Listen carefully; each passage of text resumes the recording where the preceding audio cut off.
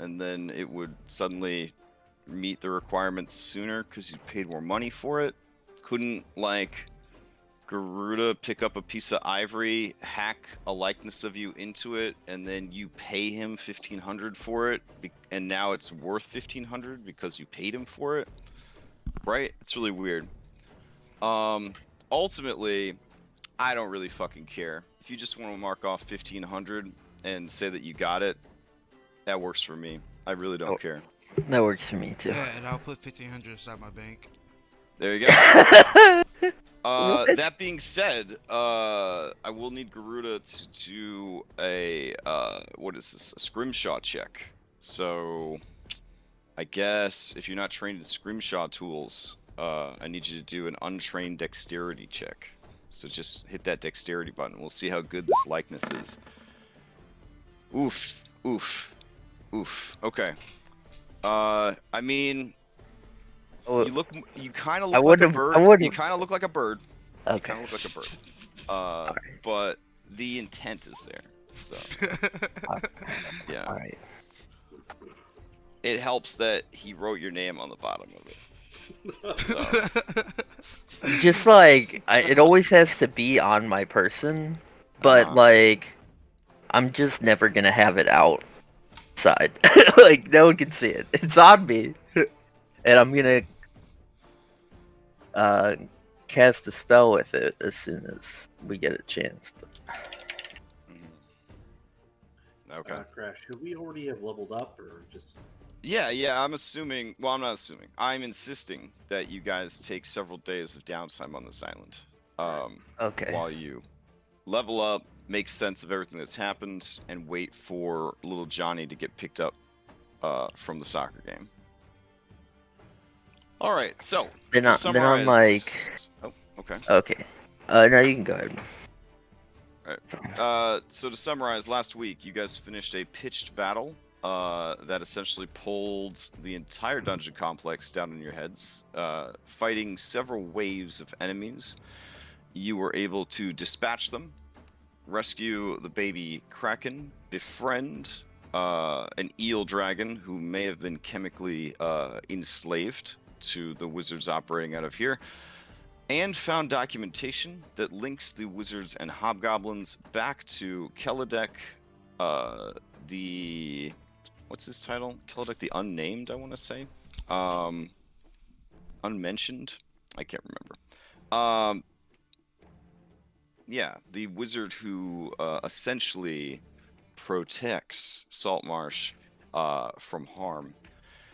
You kind of had suspicions that Keledek was mixed up in some bad business anyways. Some from, you know, your own insights and suspicions. Others from direct statements made to you by different people in the city and outside of the city, including the Red Wizards of Thay. With this evidence gathered, you have had 3 days to sort of let your crew fix their ship, assess the island itself, scour it for clues and treasure, and level up yet again. You are in what's called the fast track levels of 5th edition D&D. So once you get to here, they start to go very quickly. For a number of reasons. One, nobody wants to run a high-level games, so they try to get you off the roller coaster as quickly as possible. 2, XP system's completely busted. That's why everybody uses milestones. That being said, yeah, you guys are level 11 and a good ways towards level 12. You are starting to access powerful magics and abilities. What will you do now? When I leveled up, I took the Eyes of the Runekeeper so I can translate Jenna's new spellbook. Oh, fair enough. Let me update that spellbook real quick.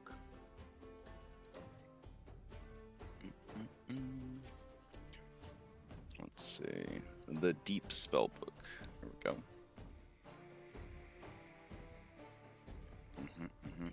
Oh, I actually have to log in to unlock it. Hold on.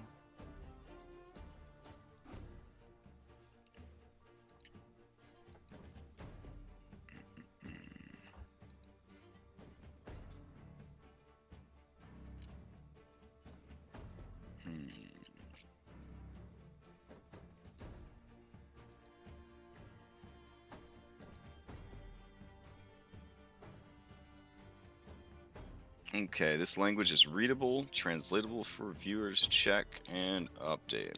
All right, you guys should be able to read the spellbook now.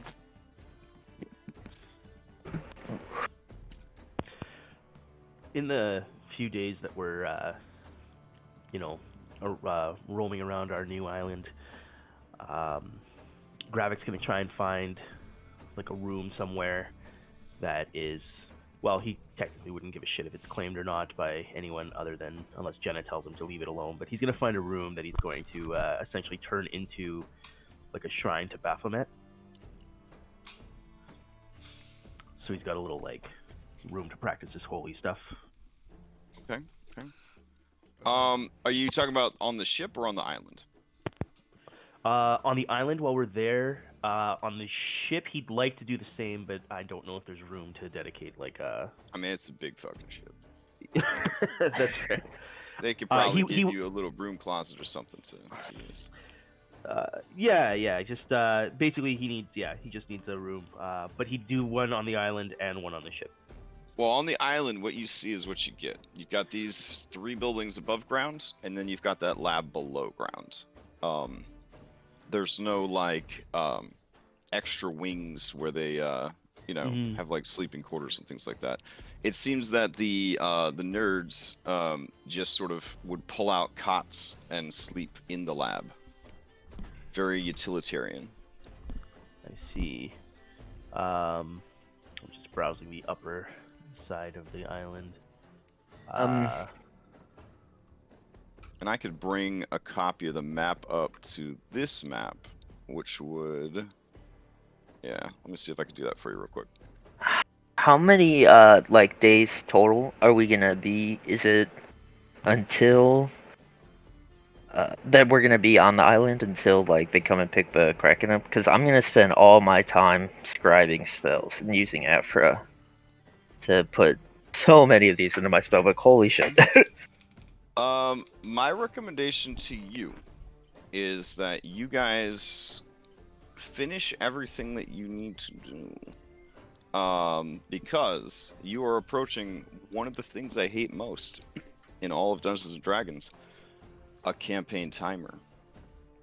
If you've played Mass Effect 2 and you still feel the anxiety of being told that it's almost the end, you need to finish your biz, get ready to feel that anxiety again, because events are unfolding now that are on the calendar. And essentially, this would be your last chance before that calendar triggers and is populated. So, how much time would you guys like before you start the end of the campaign timer? Is that making sense to everybody? Yeah, Like, I need a second to do math. Okay, you guys are free to discuss and plan, but keep in mind, once you finish this block of downtime, I will activate the timer, right? And then everything will start to unfold. So how you deal with it, events will happen that you can and cannot keep up with, etc., etc., etc. So it's one of those things. This was triggered by hitting level 11. Alright, cool. Yep.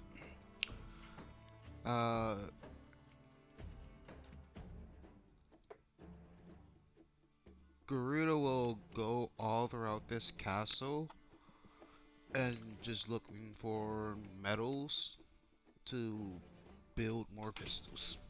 Oh, for sure. There's a bunch of like damaged cannons and scrap and things like that, definitely available. These hobgoblins, despite being offered firearms and firearms training, stuck with longbows because they are traditionalist. Also, some in D&D would argue a longbow still better. Yeah, but Are there firearms in this castle? There were not. There's plenty of black powder, and there were 10, I believe it's on the list, 10 salvageable cannons. So you can either leave them here at the fort, or you could add them to your ship.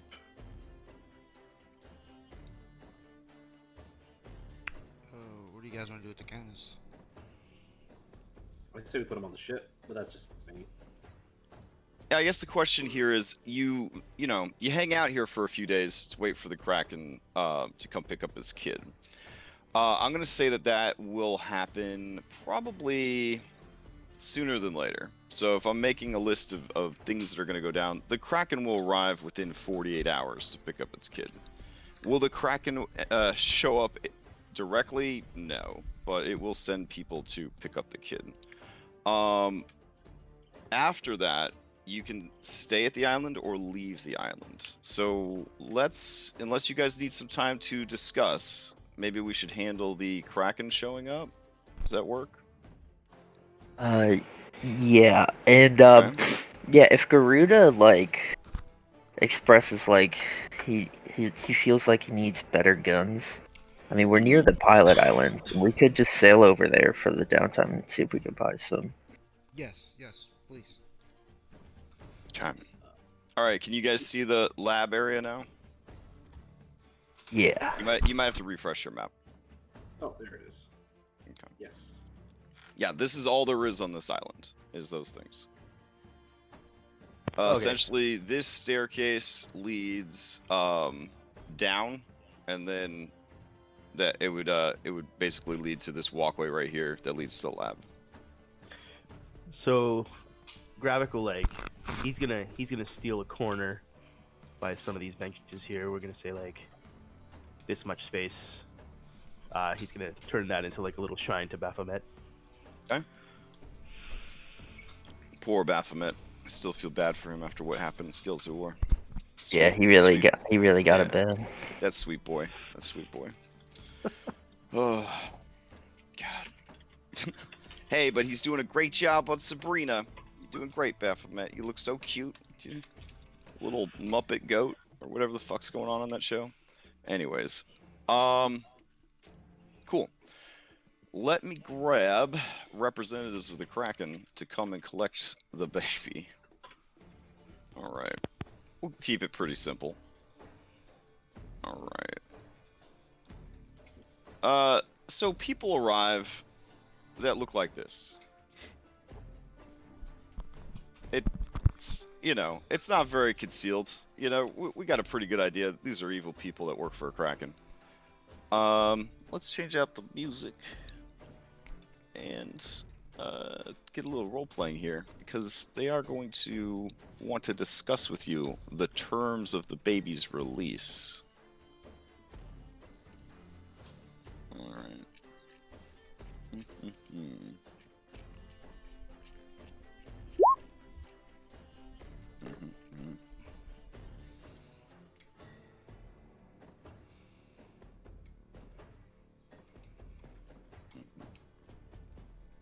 Sorry, I'm looking through my my Musax, trying to find one that's not too creepy, but still kind of sinister. I don't know. Let's see.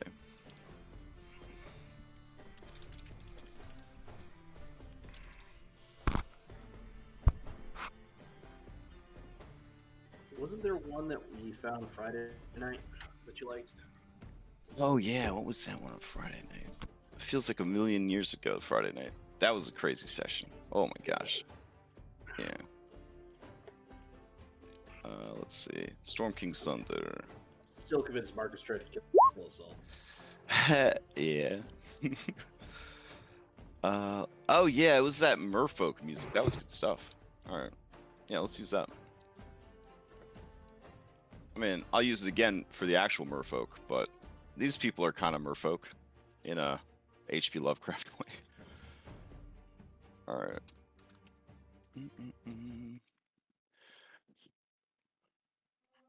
Alright. Yeah. Okay. So, spook-ass dudes and ladies and others show up. They sort of rise up out of the ocean. They have been ferried here in what I could only describe as mutated whales. The whales rise to the surface, blinking their rows and rows of eyes. They open their tentacle-bearded mouths, and out of their mouths walk across the water, Jesus Christ style, these creepy cultists. They wince at the waning light of the day, not accustomed to the sun, and make their way towards the shore. The Kraken baby is swimming and playing nearby. By playing, I mean that it is, the meme with the baby with the spaghetti? It's doing that with like the entrails of a pod of dolphins it has killed. So it's doing the baby spaghetti. It's adorable. There are hungry sharks nearby that want to come in and get some of what the baby's playing with, but are too afraid of the baby to do so. Nearby, you see the lurking shadow of Gertie as she sort of swims around, keeping an eye on the baby, as per her arrangement with you guys. The cultists look over at the sweet baby and let out audible sighs of joy and admiration. It is very much the reaction that normal-ass people might have seeing a cute puppy. Some of them even break cool guy composure and sort of cover their masked faces as if overcome with emotion. Is anyone out on the beach to greet these people / negotiate the return of the baby? Else, if you watch from the safety of the fort, they will likely take the baby and leave. Yeah, when we see him arrive, like Dimension Door out there. Okay. All right. These people are in no way surprised by your ability to Dimension Door. You were, after all, strong enough to rescue this baby, so you must be some kind of powerful. They nod to you with a certain amount of respect in their posture, and a bit of respectful fear in their demeanor. Do you stand alone, Jenna the Generous? I would have taken. I'm assuming Gravik would have been right next to me, and I would have just brought him with me, Yep. Okay. and I would have let everyone else know. All right. Gravik, I do have an important question. As a devout follower of Baphomet and a level 11 character, would you like to cast off the shackles of Jeremy Crawford and just be a large fucking creature? This is the only time. This is the only time I'm going to ask. And if you say no, you'll never be. You won't even benefit Yes, from yes, yes, a yes, yes, gross. yes, yes, yes, Okay, yes, yes, you are yes. now a large. You are now a large creature. Congratulations. Okay. So you appear with your massive demon worshipping Minotaur war cleric. And they are no strangers to monsters. So again, same reaction. The leader opens up with some deep speech. Are you Cast able to tongues. converse? Oh, okay, you cast tongues. All right. You can see that the leader is appreciative that you would take the time to be so culturally sensitive to their needs, as speaking the tongue of their old life is both painful physically and emotionally. So now, sounding like people straight out of a Cthulhu audiobook, you snargle blargle and flugle flockle at each other, and have a very dramatic discourse. Cinematically, we only show you guys talking like two people farting at each other for like 30 seconds before we switch back to English, because that's a trick of like movies and stuff that we're going to utilize, sort of like our underwater conversations. But to firmly establish to onlookers, they're just making farty octopus sounds at each other. And sounding like they're getting ready to have a massive aneurysm. The leader of the cultists motions to the baby and says, "You have done a great and noble deed in saving the child. You have freed our master from obligations both shameful but necessary. He conveys through us a deep gratitude."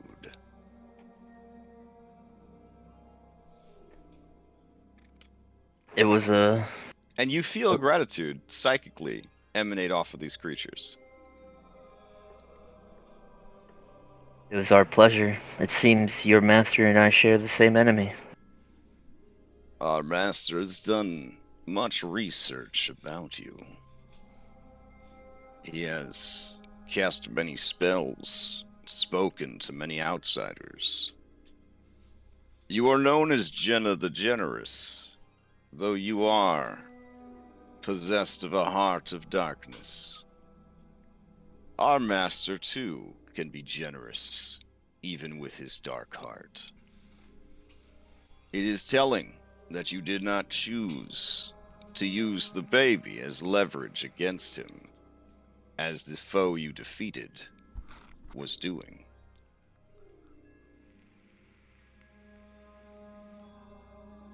I seek only You seek only? a peaceful relationship with your master, an agreeable one. Interesting. If it would not be rude of me to ask, are you motivated by a fear of my master? Or by a confidence of your own abilities? Or is it a third thing? An ignorance to the events that transpire and unfold beneath the waves? I know of these events, and I'm getting ready for them. Okay. Your master Yeah. deserves fear and respect. Okay. Though They I'm all sort of nod. They all sort of nod sagely, like, yeah, that's correct.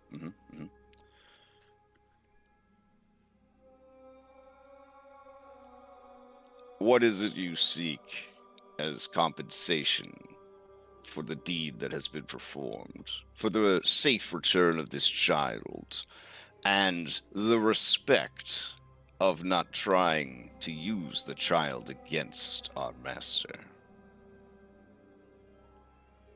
I seek an ally. Well, like I said, we share the same enemy. You are allies of the Sea Wolf.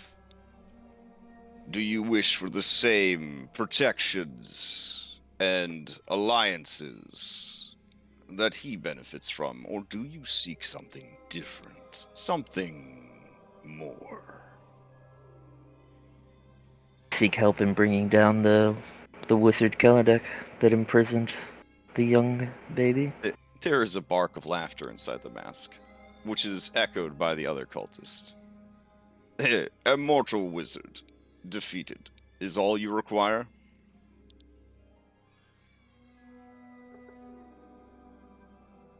That and the same protections of the seas.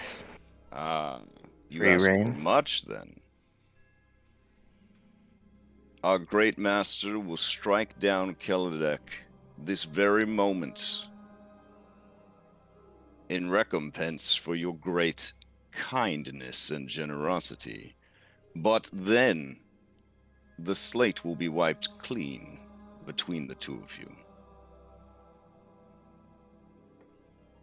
You may. I don't. Nothing my father told me, right? Points to Keledek being like a lich or immortal, right? I mean, he's immortal in the way that people with access to wish are immortal. Like, you wake up every day and you're like, I wish I could live longer. Okay, you can. Yeah, like he's hundreds and hundreds of years old, but you know, he's not undying or eternal or any of that, as far as you know.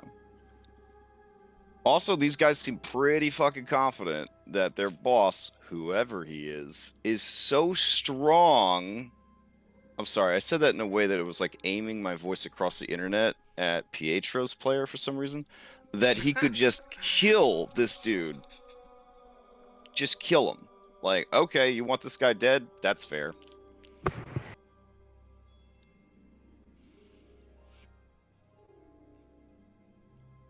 Permanently removed. Is that what you want? That's what I need. Do not trouble yourself with the one known as Keledek. He will be removed from the equation. But know this. The North Seas remain as treacherous as ever for you and yours. Child, it is time to go home. And Spaghetti Baby slurps up the rest of its dolphin guts, floats over, and hands you, Jenna, the bloody skull of a baby dolphin. One of its eyes still in the socket, sort of rolling about. And it says, "This is for you." I'll take it respectfully. All right. And then it just kind of swims over into the mouth of the hideously mutated whale.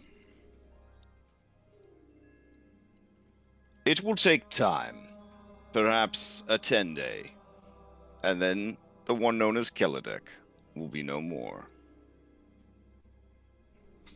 Can it be arranged for me to be given notice when he's removed? Certainly. You will receive a gentle message in your mind.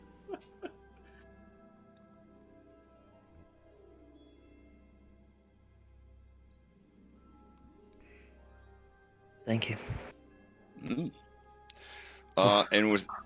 With that, they turn and they walk back into the Yeah. whale. And As they're leaving, I'll just say, call on me again if the young one is in danger. I've grown liking to him.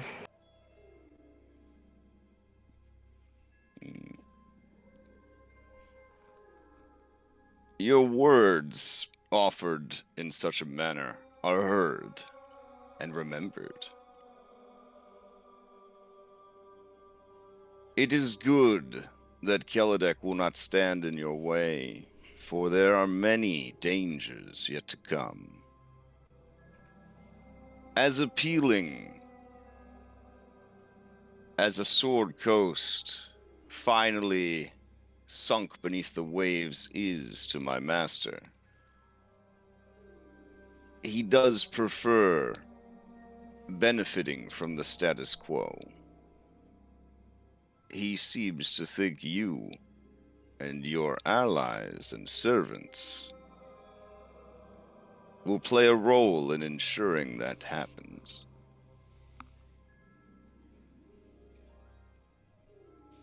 Jenna will nod, knowingly. Okay.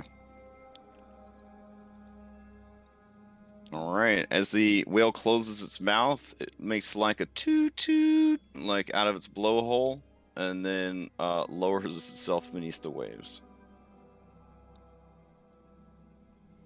When you said gentle message, just have this image like in 10 days' time. Jenna just keels over and it's screaming and she's like, I have a horrible migraine. And then she's fine. Oh, Keledek's dead. Pretty much, yeah, pretty much. Okay. Well, I mean, I guess outsourcing your problems is, what successful people do. So, there you go. It has been 2 days now of rest on this island. What is your intention now, peoples? Garuda, do you want to fix those boats? Or not really? Sure, I can do that. Okay. So you work on these jolly boats during the downtime? Yeah. Okay. Pietro doesn't Well- have any carpentry skills, but he can. I mean, Okay. he's wielded war hammers. I mean, how hard could a regular hammer be? Sure. Yeah. I mean, I think after that meeting, though, I'm pretty sure we'd set sail right away. But they could have probably fixed them, before they arrived. What is the intention with this tiny speck of rock? Just to leave it behind, or? For now, yeah. I mean, Gravik will it's the Sword Coast. Within 10 days, there'll be something living here, no doubt. So pirates or ghosts or semi-aquatic creatures that wanted like a land base, etc., etc., etc. So I really think it now will be gone.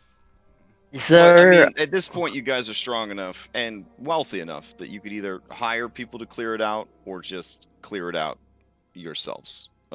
Like probably even off camera. Yeah. Again, you guys are entering the level of power where a lot of gameplay is almost just narrative because mathematically, there's just no reason for us to spend 3 hours watching you kick the shit out of like the little people. Yes, Um, there It's fun is, kicking but, you little know. I mean, if that's unanimously what you guys want Well- to do, I will schedule a session for you guys to come back and kick the shit out of some like CR2 pirates and be like, get out of here, wop wop wop. Yeah, but Well, mostly it Gertrude would be a said. couple of spells. Yeah. Gertrude said that she was gonna like swim around the island and protect it for us, right? Oh yeah, I mean, if you For wanted now. to do that, otherwise she was under the impression you wanted her to follow the ship when you left. But she'll totally make this like a little layer while you're gone. And you could use sending to reach out to her if you need help. Yeah, I think that's fine. We Okay. got a little bit of time. She can just protect us, and then we'll call on her when All we're right. ready for her. Fair enough. You guys Before we- never got to check out your lighthouse base that you I made. know. I mean, we could swing by there in the downtime. Okay. We are, I think, going to. So they set a 10-day, right? So that should give us enough time to sail to like the pirate islands for Garuda, Okay. and then maybe check out the light. Yeah, the pirate islands are on the way to the lighthouse. So we'll probably go from here to pirate islands to lighthouse to Saltmarsh. Okay. But I'm gonna be like very like clear that on like 9 days from now we're gonna be in Saltmarsh waiting. Because the second I get word Keledek's dead, I'm gonna try and break into his tower. Each place that we are, like when we're at the lighthouse and before we leave the island, and definitely when we're on the ship, Gravik is going to cast Word of Recall at each of his Baphomet shrines And, to set them up as like points to return to. Okay. do we get paid? All right. I have an empty Google document. Rattle off to me what the intentions are. I have gun shopping pirate islands. I have visit lighthouse base. I Yeah. have build Baphomet shrines. Okay, I have return to Saltmarsh in under 10 days. Okay, is there anything I'm missing here? Does that Oh wait, yeah, anyone else? I like have spend as much time and money as possible scribing spells. yeah, I actually did the math on it. It's actually not gonna take me that long, maybe like 3 days of scribing. Okay. But Afra will be needed for that whole process. Yeah. What do we want to do with the potions of resistance, the fire and necrotic that we have? Drink all of them before the final fight, just in case. Okay, so generally hold on to those, Yeah. basically. Okay. Oh, Gravik needs 100 gold to buy 2 50 gold piece platinum rings. One he'll put as a nose ring, and one he'll give to Jenna for warding bond. And yes, Okay. he knows that it would be better mechanically on Pietro, but he protects Jenna, so Jenna, get a platinum ring. I wear it on my pinky toe. Wow. Toe ring? Ugh. Oh man. What? That's some Is late. that That's some late trashy? '90s. That's some late '90s shit right there. Oof, I that mean, takes me back. Look at Jenna's picture. Tell me that you didn't think that girl's gonna be wearing some pinky rings. Come on. Oh man. Oh man. The year is 1996. I remember You're at 96. the mall waiting for a page to come in on your pager, and you see her across the way chewing some mad bubble gum. Her toes exposed in the sandals dazzle you with the toe rings that she picked up from Claire's boutique. Your eyes travel up her shapely legs, and what do you see in her low-cut jeans midriff exposed belly? A belly chain. It's Jenna the Generous. Yep. Oh my god. Wow. Like this like took me right back to like high school. Oh my god. There we go. Wow. That nostalgia hit hard. Okay. Hold on. I'm getting a page. Hold on. Alright. Gotta find a payphone. Got some emergency quarters stashed in my wallet. Alright, so wow. You guys are heading to Pirate Islands to try and find what kind of guns. I'm just hearing better guns. You trying to find magic guns? Is that the deal?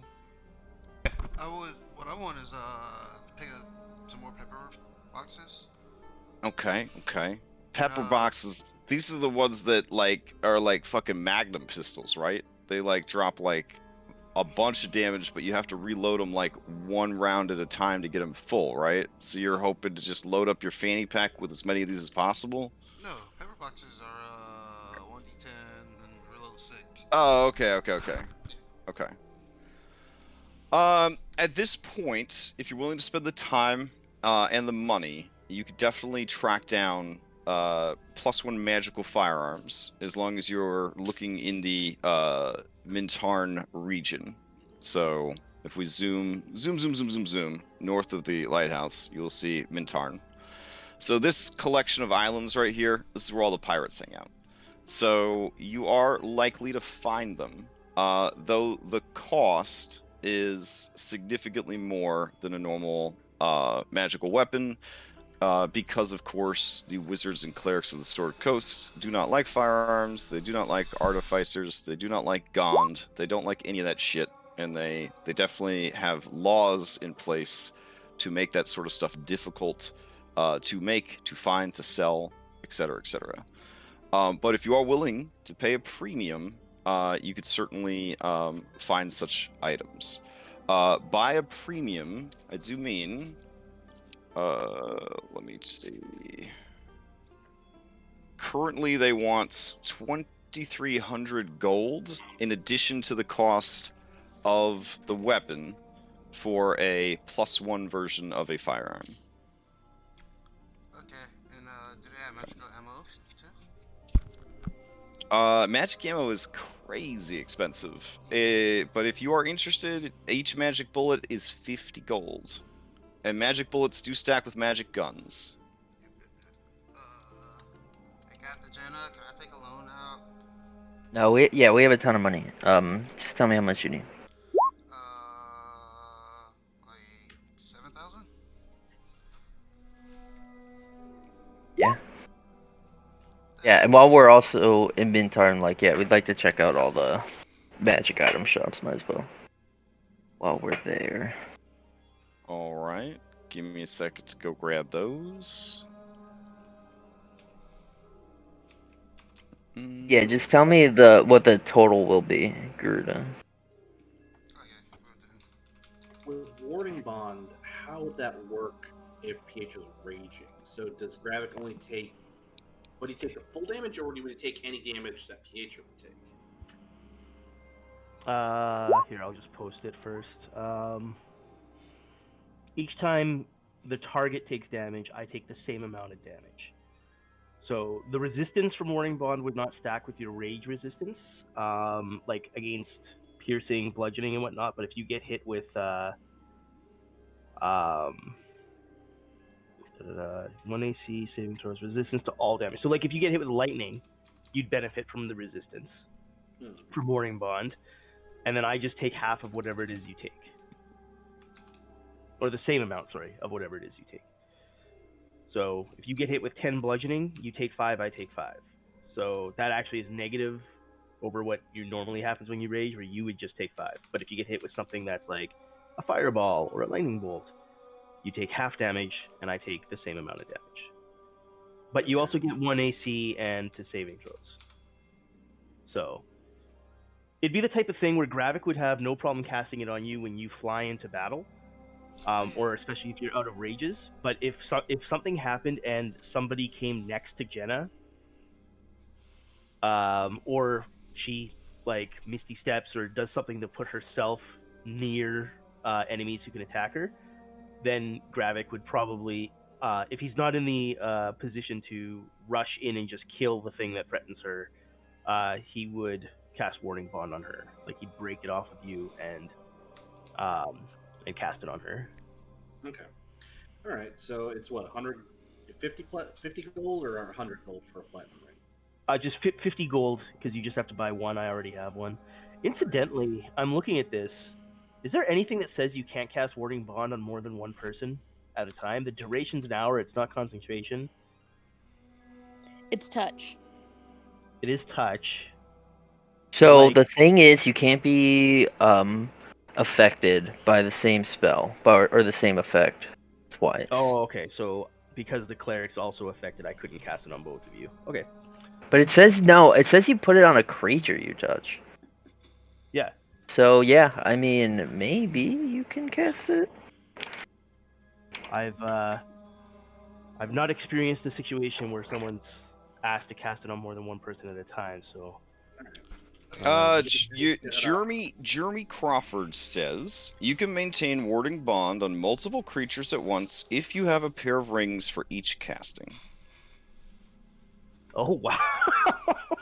Hey, does the whole party want to just have a platinum ring on everyone's hand just in case? I mean, don't you think you'll But you're gonna die have to really share fast then? Complimentary rings.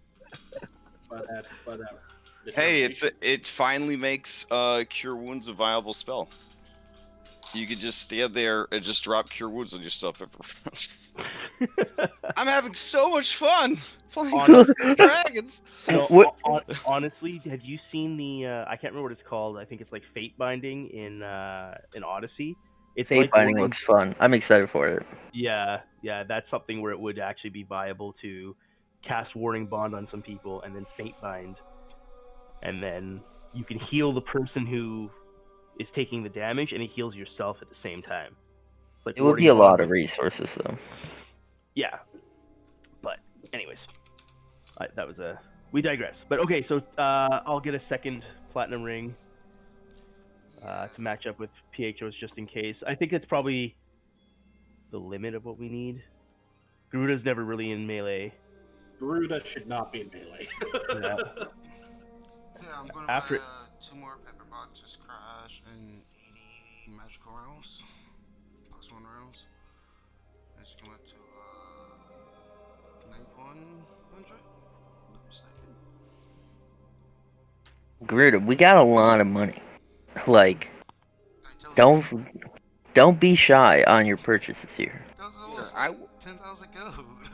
I'm gonna open up this document for editing for anybody, so that you guys can all use this as like you know, a planning document or whatever. So, and this is one of those weird times where you're like, why would you ever open up the editing of a document to anyone with the link? That sounds crazy. But this is one of those times. Yeah, so if you go to this document, you don't even, I think, have to be logged into Gmail. You should just be able to edit this document. Okay, so, the Gull's Gambit is, the representative for, Mintarn region. And this is their current stock. Okay.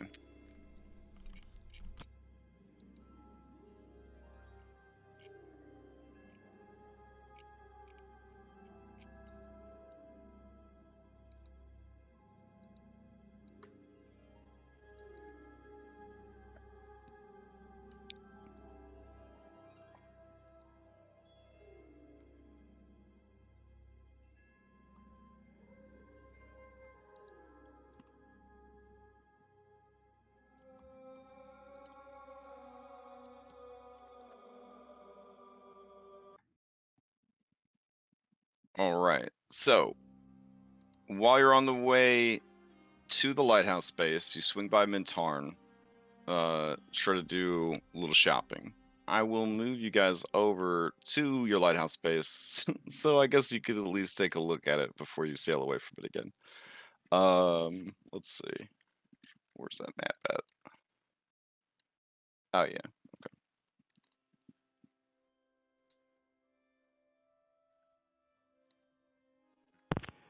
Ooh, there's a Alright. scroll of Mordenkainen's faithful hound. Now remember, in order to cast anything from a scroll, it has to be available on one of your available spell lists. But Yep. also keep in mind that casting from a scroll does not use up your spell slots. I was definitely thinking for Jenna. All the warlocks of the world that are always boohoo crying all the time, it's because they're too cheap to buy scrolls. So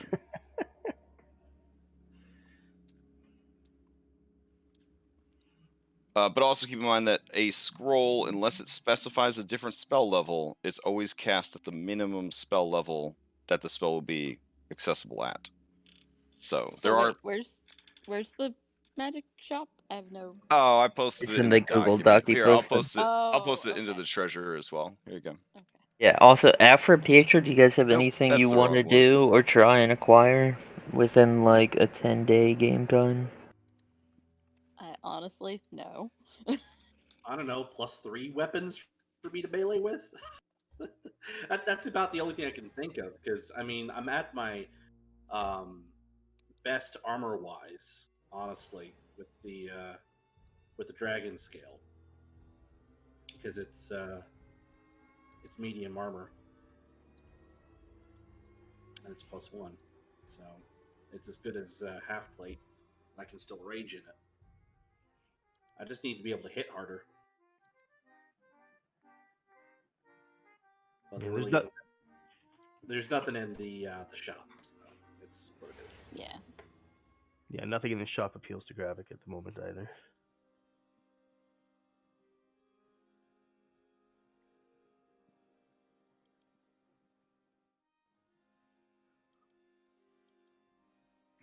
That was weird.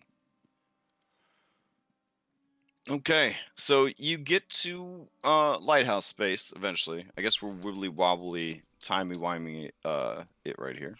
Let's see.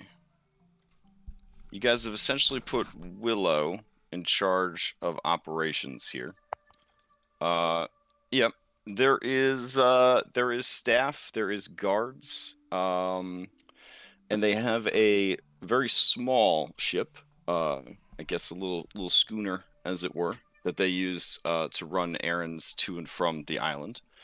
But she does give you a tour of the facility.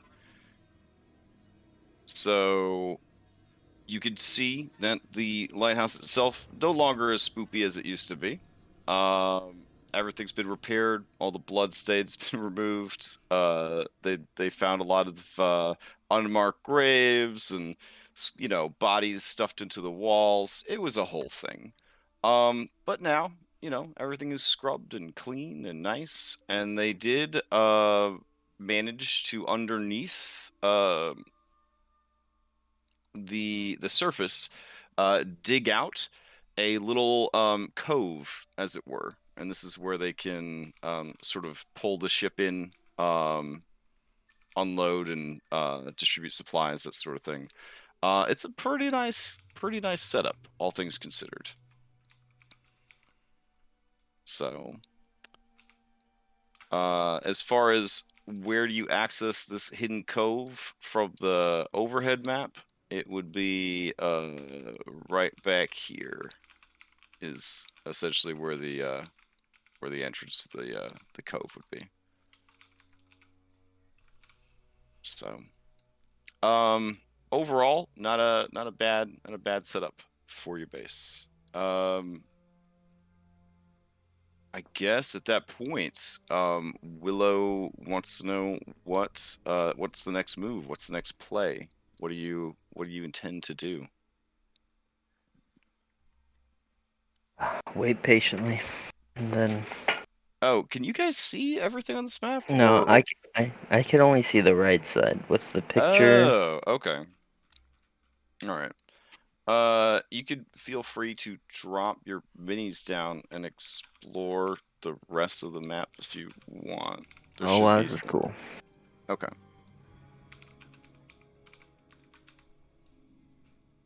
Yeah, you could do multiple copies of your mini if you are so inclined. Let's see. Get these doors out of the way.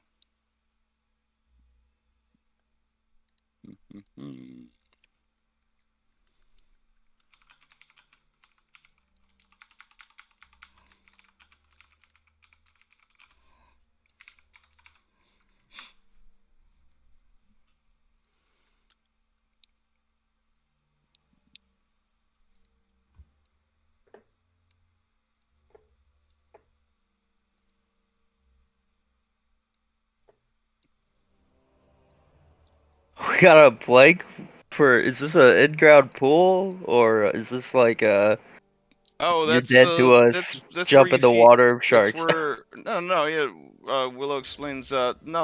This is where How'd you you guys get would. that? This is where you would feed people to sharks. You know, if you needed to convince them to see things your way, you just would be throwing them into this shark pool. I like it. Keledek, drag another mini down on the other section of the map. On the bottom section? Yeah. It is how you say that play of James Bond, like the villains, or I guess like us. She nods, appreciating that you have seen some of the same halfling theater productions that she has seen. So, yep.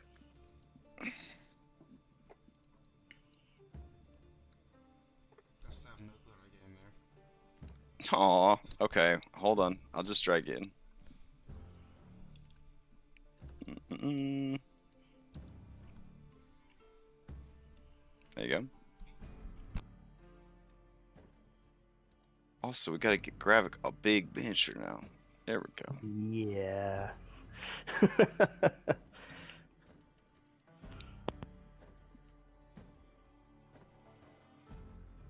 Is this one of Gravik's shrines over here? Did he call ahead? Did he get a shrine pre-installed? No. Clearly the art was just Fitting? perfectly aligned with my plans. So. No, Willow comes up behind you and says, no, this is a throne of skulls. So you sit on it to look intimidating. Here, try it out, Jenna. Do I not already just look intimidating? Well, With the that, the toe ring platinum. is detracting a bit. I'm wearing boots. She can't see the toe ring. I just kind of envision Jenna perpetually running around in sandals. I'm sorry. No I boots, just mean- sandals. I mean, detect magic would reveal it. I'm just saying, detect magic would reveal I mean, they're lead boots. I'm kidding. it. How can you swim? It You just guys gets still more and remember more when I picked these up from the water shrine? It's like the old woman that swallowed the fly. It just gets more and more outrageous to avoid the initial bad decision. All right.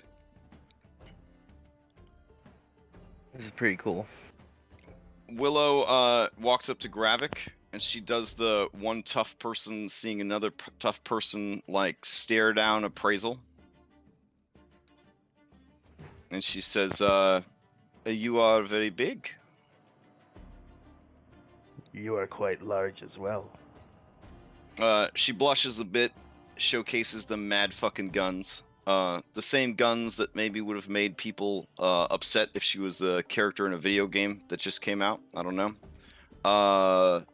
And then she sort of chuckles and says, "If there is time permitting, we could duel."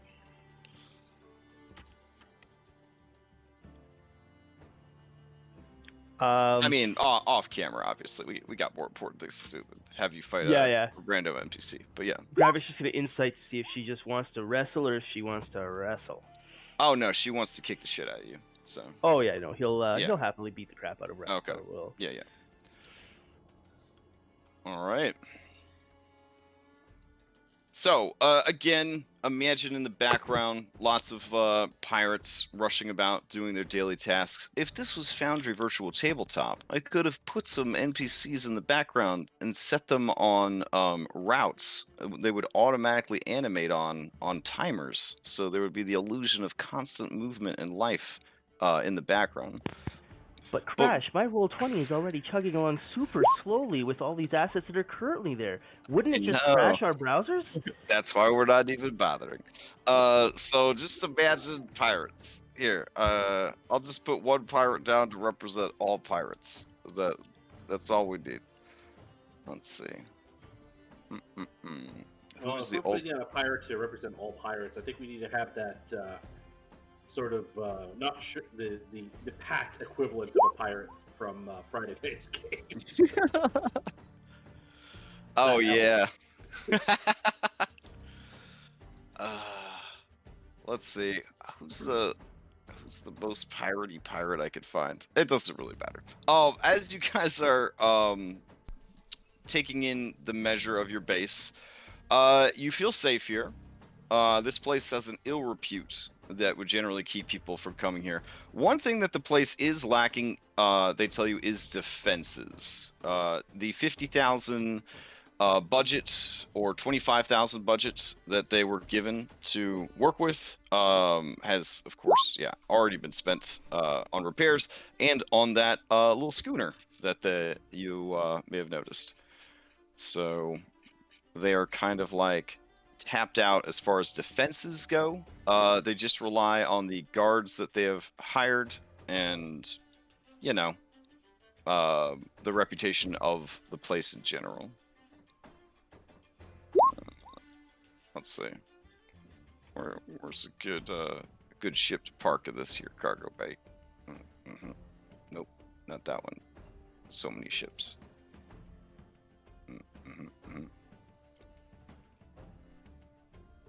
Anyways, while you are at this base, do you guys want to stay here for a few days to process your purchases, the remainder of your level ups, all that kind of stuff, or like what's the overall plan? There we go. Pietro would like to return to Saltmarsh. There we go. This is a good, cheap, small ship. Cool as this is, he there we go. he wants to get on with it. Park that shit in there. Yeah. All right. His own business. Sorry, by now you should know I'm a huge fan of Dollhouse Simulator. So, That's okay. yeah. You can play houses and stuff in this. Afra, have you heard those houses and humans? It's all the rage. Oh man. All right. So, you spend a couple days here, a couple days of Mintarn, and of course a couple days at sea. That would easily chew up 10 days of travel time. Yeah, I think we wanted to get to Saltmarsh about a day ahead of the scheduled Jenna Mind notification. Okay. Maybe see what the shops there are selling. Yeah, you could certainly try to do that. You are going to be, I would say, going to be pretty hard pressed with all the things you want to do to get there right before it happens, as it were. Yeah, I could take you guys back to Saltmarsh if that's the intention. Hey, Crash. Sorry, I just thought about it. Can I craft a new weapon? Depends on how much time everyone's gonna spend on downtime. What weapon are you trying to craft? A hand mortar. We have so many cannons and so many gunpowder. I wanted to corrode it inside. I say I can figure out a way to miniaturize the cannon so you can just shoot one. You know what I'm saying? Oh wow, so basically like a grenade launcher, like a D&D grenade launcher. Yeah. Yeah, that'd be pretty cool. Yeah. are the stats for that in the firearms Yep, there is guide? one. It's a 2d8 of fire damage. Okay, yeah, that'd be hype. Sure. I think with everything that's going on, you should be able to have time to craft one of those. I mean, you've been doing this for 11 levels now. Sweet. Okay. I'm back, sorry. Sure. I got pulled away to carry heavy furniture. And I ran with it, so I'm a little winded. Fair enough. This is what I posted in game art what I think is gonna end up being made by Garuda. Did you make fun of me, Pietro? No, that's exactly how I imagined those hand mortars. It's the Vietnam era blooper. I'm 79 grenade launcher, man. Oh, okay. Yeah, fair enough then.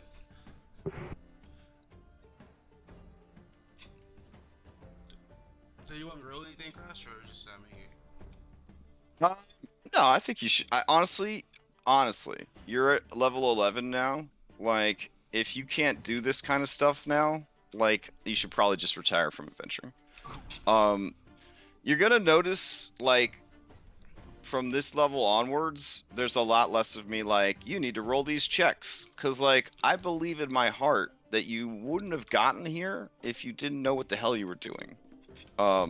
Is the general mindset that I have. So there is going to be difficult stuff. There is going to be challenging stuff that would require checks and that sort of thing. These kind of things are so difficult that they represent like the only chance you had of rolling for it. It's not going to be like we spam checks until we get it. Obviously, if you could spam checks until you got it, I wouldn't ask for checks. You know what I'm saying? Yep. Yeah, there's an evolution of the game at this juncture where things start to sort of change. Like, there's still going to be dungeon crawling, there's still going to be monsters to fight, that sort of stuff. But you guys are at a power level where a lot of stuff is just, you got very simple solutions for it. It's going to be very simple solutions. So, all right. Let's see. Remy, can I lay claim to the greater healing potions, or should Afra take those, or? The greater healing potions, I put them in the party inventory, but if you want some, just let me know and I'll make it look like. It's more of greed and wanting to be prepared, so it's fine. Forget it. No, I want you to feel prepared. Let me know how many you need. Well, I have 4 right now. I bought 5, and I used 1 to get back some health during that previous fight. All right, take one more, so you're back at 5. All right, fair enough. I know at this stage of the game, confidence is going to be the most valuable resource you guys can get a hold of.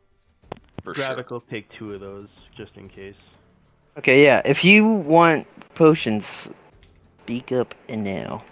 So, Garuda, you're spending 18,000. Yep. All right.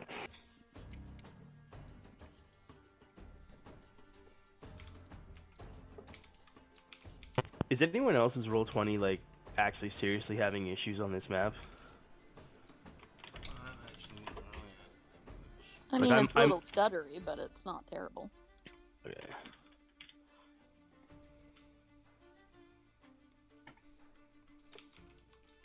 I'm gonna buy the scroll of Faithful Hound and Arcane Gate from that store, and and all their potions of resistance and Mintarn. Oh, yeah. Sorry. Arcane Gate shouldn't be on there. If you refresh, you're gonna see that it's not there.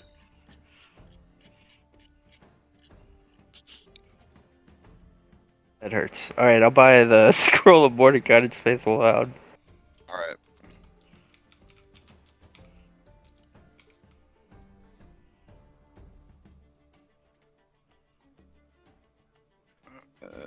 Okay.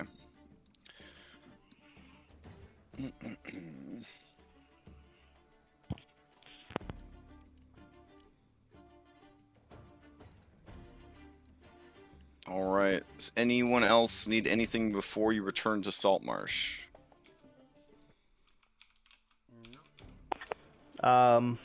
Maybe another 1d4 levels? Why do you need 1d4 levels? What is that? That's Ugh. his way of negotiating? No? Ugh. Oh man. All right, Tell you everyone. what, roll a Just saving do- throw against death, and no. Fun idea for your one shot. Have all 6 players roll a d20. That's what level they are. And then they each roll a d20 for each of their stats. Oh man, these are some dynamite ideas that are being tossed out today. I did read about a group that they, for stats, everybody used 1d20 for each of their stats, and they tried to play D&D like that. So That's Wow. brutal. yeah, that's weird, is what it is. I mean, it's 4d20. Drop the lowest, right? No, just a single d20 for each stat. Some people were rocking absolute god stats, other people not so much. So, all If right. you're a halfling, did you get to re-roll ones? No. We can play. I'm sorry. All right. Take you back to the start map. You leave Pirate Base behind. Do you leave any instructions for Willow or no?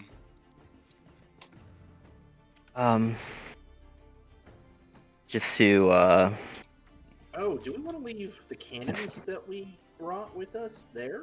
Since they needed defense?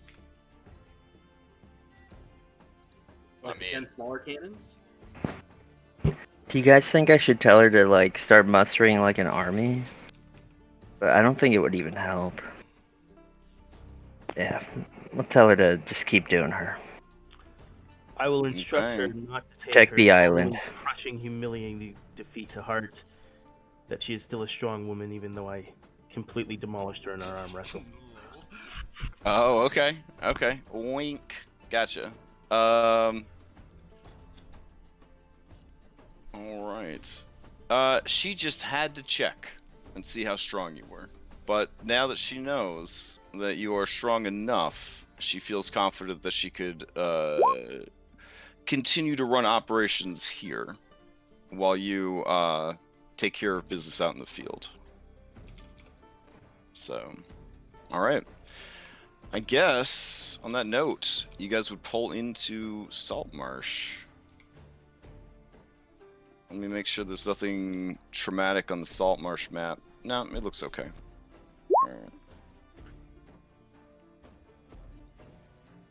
All right. Now, one thing worth mentioning, the weather has not gotten any better. So pulling up into Saltmarsh, the closer you get to Saltmarsh, the worse the weather gets. And as you do pull up into Saltmarsh, the rain is pounding and storms sort of, dance across the cloudy, overcast skies. All right. Back in Saltmarsh, what is your plan? Check the magic item shop. Then I'm turning on Groovy 2 real quick. We're definitely getting those feels of like, this is the last time to stock up before. Yeah, it all right. hits the fan. Let me update the shops again. Hold on.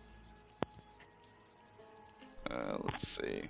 So the faithful quartermasters of Joachim, they are getting ready to go out of business. So what little stock they're going to have, I am going to reduce the cost of that stuff. So give me a second to update that stuff real quick. Let's see. Or are they going out of business? They're being modeled out by Mother Company. Keledek. Yeah. Let's see.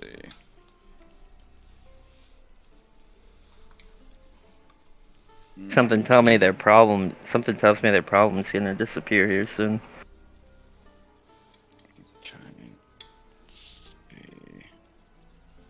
Do we give them a warning? Like, hey, just wink, wink, nudge, nudge. Don't leave yet.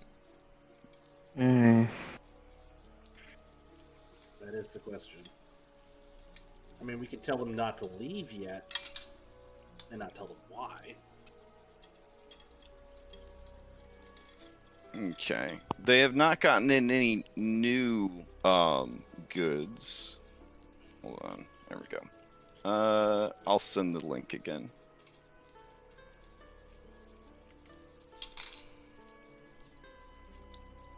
Let's see. Treasure channel. Here we go.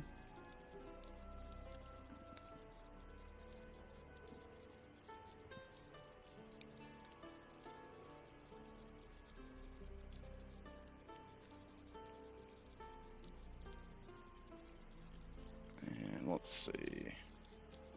I like the service. I just wish there was a more organized way to store all the shops. Because if you've got, I don't know, 6 campaigns worth of shops, it starts to be like a lot of shops. And then the way they store the shops, it looks like a fucking Pinterest page. So you just kind of scrolling around hoping to God you see the shop you're looking for. No, there's a potion of resistance against lightning.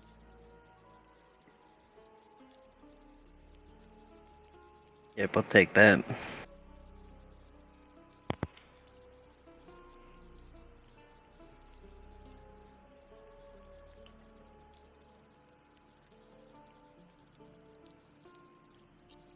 If we do the ring of mind shielding, I can be an invisible bodyguard to Jenna. How would a ring of mind shielding make you invisible? You can use an action to cause the ring. Oh, the ring to become invisible. Damn it. I misread that. Mm. I think that would be a ring of invisibility. Yeah. Just don't die, because then you get trapped in it. Well, I think you No, can choose actually, to be trapped that's a gift. All right, like the whole being trapped in the ring. Like the Yeah, type of people that wear this ring are the people that don't want to go where they're going, so they'd rather just be stuck in a ring.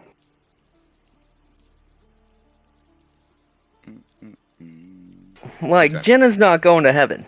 Like if she died. Oh, Like come Crash already on. said, I went to hell. Like I think it was Avernus. Like if you don't want to go to Avernus when you die, wear a ring of mind. Well, I mean, there's way worse hells than Avernus, for sure. Yeah, true, Yeah. but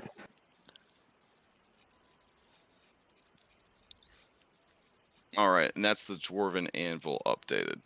Should we get a potion of growth for Pietro? Or a potion of growth for Kraken? That would make you huge. You'd be a huge boy. It'd be pretty hype. Jenna, can I have a potion of growth? yeah.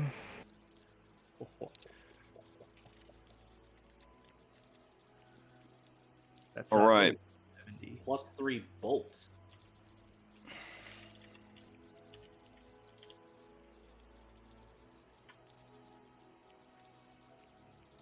I will say, people say Wizard is expensive, but I've spent nowhere near as much as Garuda just spent.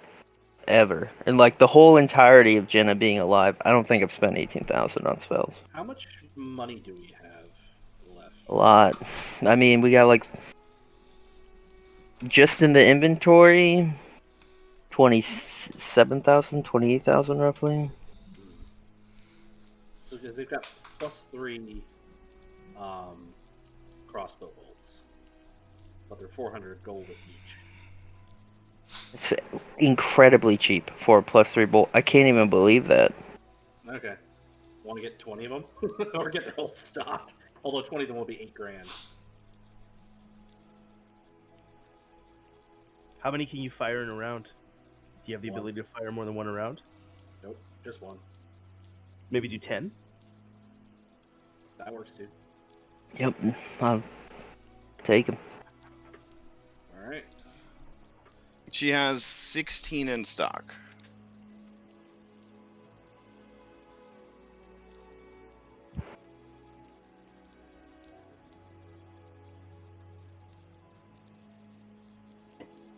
Oh, I didn't see the second shop.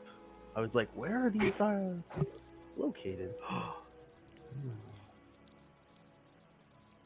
Yeah, the Dwarven Anvil is doing really good since the Copperlock's mining company has basically been run out of town.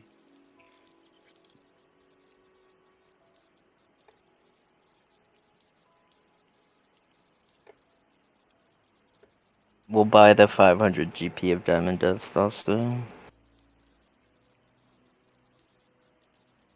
Are we expecting a specific type of resistance that we need? Like, would it be worth grabbing that ring of resistance for thunder? If you have an attunement slot, I wouldn't hurt. What have I got here? My shield is attunement. The ring of mind shielding wouldn't hurt either, right? And Jenna's gonna slip that on her finger. I'm not going back to hell, damn it. yeah, I have one spare attunement slot, so either the lightning resist or I mean the ring of mind shielding. I mean, I don't think Gravik really cares if anyone tries to read his mind. He's got a pretty one-track mind. And I want to go to hell.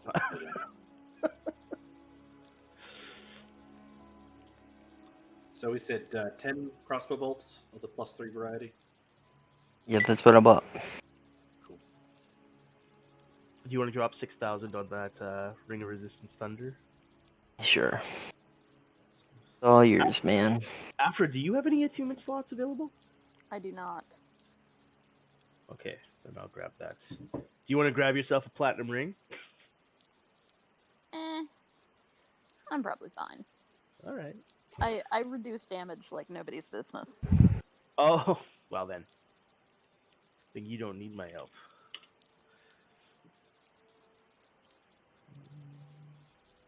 Yeah, Krish, before we pull into Saltmarsh, I am gonna cast Contingency. Like the day before we pull in. I'm gonna cast Contingency, and the contingency is gonna be if I'm under the effects of a charm or dominate spell to cast a spell magic on myself Okay. at 5th level.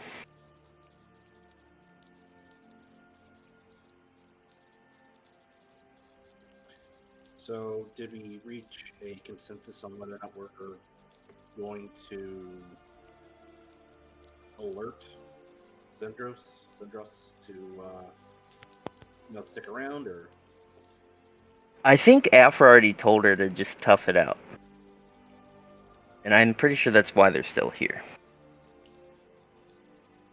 Yeah, the dwarves just left. Like they just couldn't do it anymore. So they got the hell out of here.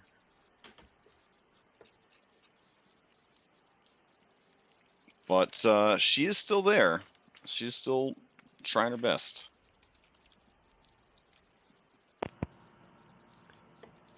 Should we grab the Javelin of Lightning for an opening strike? Haha, lightning strike. Wow. Wow. I mean, it's a non-proficient lightning, or a non-attunement item that basically is just a lightning bolt that we can throw. It's a pretty weak lightning bolt, but yeah.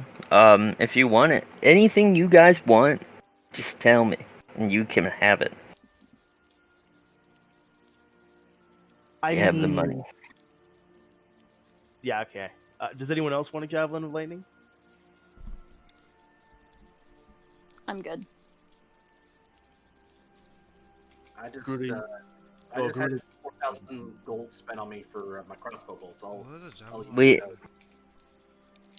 Pietro, we literally just gave Groot 18,000. Like, you could have more. Like, just as much as you want. Like, just let me know. It's fine. It's fine.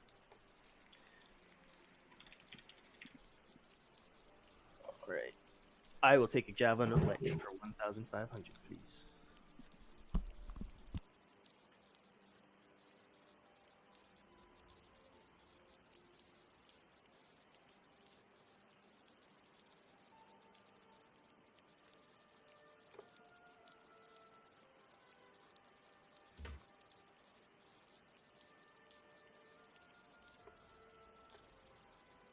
All right. As you are sailing into the harbor of Saltmarsh, Jenna, you have a terrible migraine. Your nose begins bleeding profusely. Your eyes roll back into your head, You start seizing up.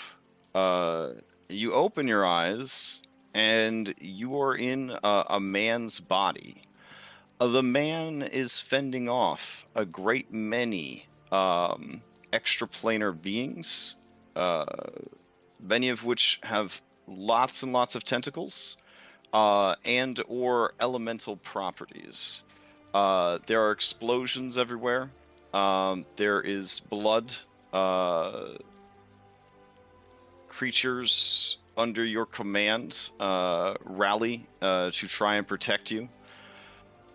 In the end, as you go to call upon your many spells, your contingencies, your backup plans, your time stops, your teleports, you find that every avenue of escape, someone has outthought you, outplanned you, and outmaneuvered you. Your very embarrassing wizard HP supply dwindles, and you die. As you come to on the floor of your cabin, there is a pool of blood that is trickled to the floor, and you kind of pull your face away from the sticky blood. It has come from everywhere. Your eyes, your nose, your ears, to a certain extent, even your mouth. You feel like you've received a message. Yeah, and that's as we're pulling in? Yeah, pretty much. Yeah, I mean, I clean myself off, get some cure wounds from Gravik. And yeah, as soon as did it look like I was in like a tower when it happened? I mean, if a tower has mostly circular rooms in your imagination, then probably. Yeah. Then then as soon as we arrive, I'd actually want to go to Keledek's tower. Okay. When you arrive at Keledek's tower, you are greeted by a familiar face. It is Eleander, the retired adventurer turned captain of the guards. There are guards everywhere. They are fanning out. It is a police scene. He sees you approach, and his eyes narrow, and he lets out a heavy sigh. The sigh intensifies as he turns and sees your smaller and more menacing shadow, Afra. Hmm. I mean, should we just like amp this and be like, tell him to get out of our tower? That's what I want to do. You're gonna tell the town guard to get out of the town? Is that the plan? Out of our tower. Wow. Okay. Level 11 is definitely going to your head. All right. Yeah, I mean, I respect your fantasy. I guess we'll have to see how it plays out via dice. Regardless, through the pounding of the rain, Eleander adjusts his spectacles and his sword belt and looks over at you and says, how interesting that you show up at such a time. Keledek's tower was just besieged by outsiders and elementals. He angered a Kraken. Okay. He gets real quiet and looks to the different guards who are trying to like get civilians out of the area and clean up the mess or whatever. And he says, "You seem very confident in that information." I am. Well, good for you. And he kind of like turns to look back at the building. There's just a sort of plume of smoke fighting against the rain coming out of the scorched top of the tower. Realizing that you're not going anywhere, he turns and looks back at your group and says, "We don't need the assistance of any adventurers. We're more than capable of cleaning up this mess." We're not working for you. There's a reason we know that the Kraken was angry with him. So we've got a job to do. If you could Okay. just step Um, aside. Yeah, I'm gonna look at Eleander and be like, Eleander, I am now the wizard that protects Saltmarsh.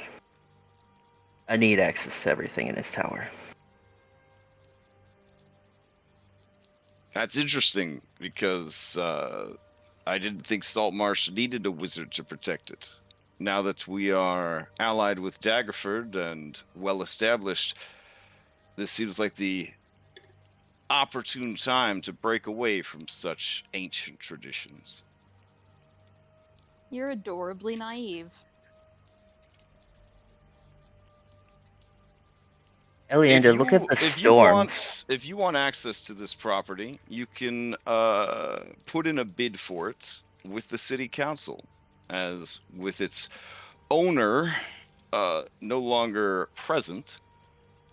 We have to give it a certain amount of time in case he managed to escape the attack and would like to come back for it. Gravik's gonna look at Jenna and just completely ignoring Eleander, just gonna say, "Do you want me to swat this pesky one aside so you may take your tower?" Eleander, that tower is protected by arcane magics you probably have no idea of. If you try to investigate this crime scene, anyone who does is most likely going to befall a trap. It is a job best left to another practitioner of the arcane arts. We aren't here based on coincidence. We're here based on circumstance. Keledek made too many enemies.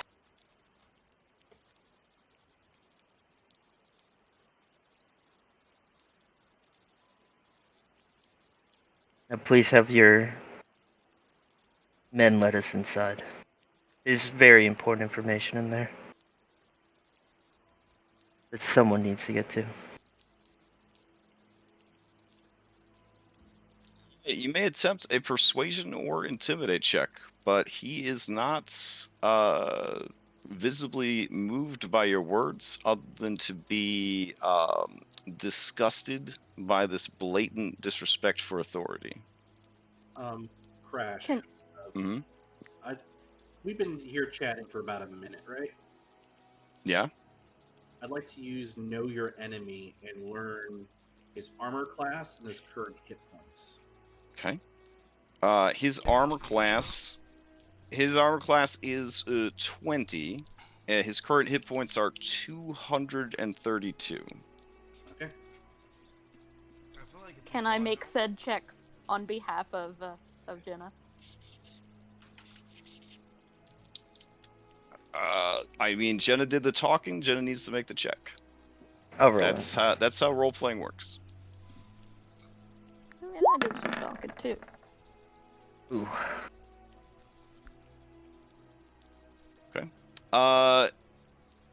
He says, if we require the expertise of a wizard of your skill, where should we look to find you? It is very generous of you to offer such services to the town of Saltmarsh. Where to find me? In the tower. In the tower? I'll just say, send word to... Oh, well, so he's not letting us in? Okay, I'm like... He's not letting you in. Yeah, I'm just gonna look at him and be like... And I'm gonna cast the spell. Okay, let me set up combat. Or not set up combat. Who knows? It might be a spell of ultimate friendship or something. Are we also telepathically connected or not? Yeah. All right, give me just a second. No, in that case, I would have passed along the information I gained from Know Your Enemy.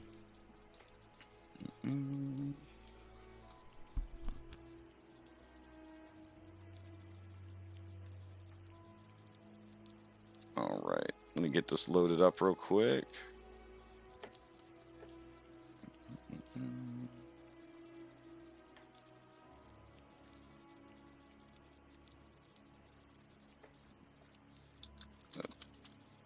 Sorry, there's so many maps at this point.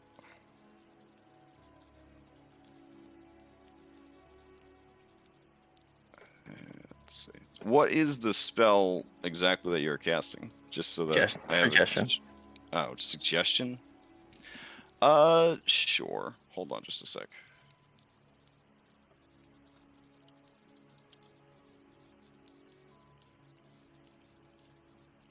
Okay.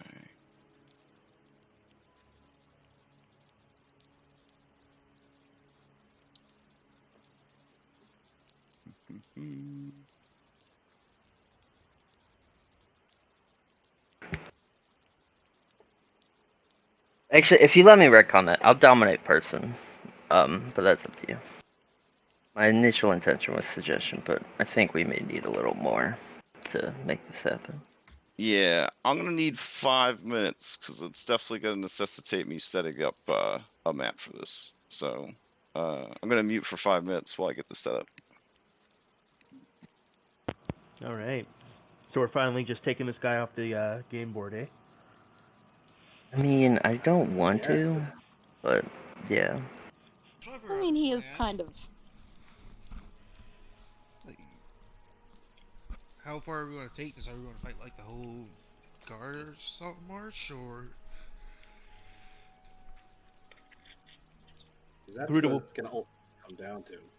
Yeah, we'll just put you up in a high window in the tower, and you can start picking them off as they come by. Yeah, so that's what I'm asking. Like, if we start the fight, are we rushing to the tower and then doing both, fighting the guard and the tower, or are we gonna fight outside?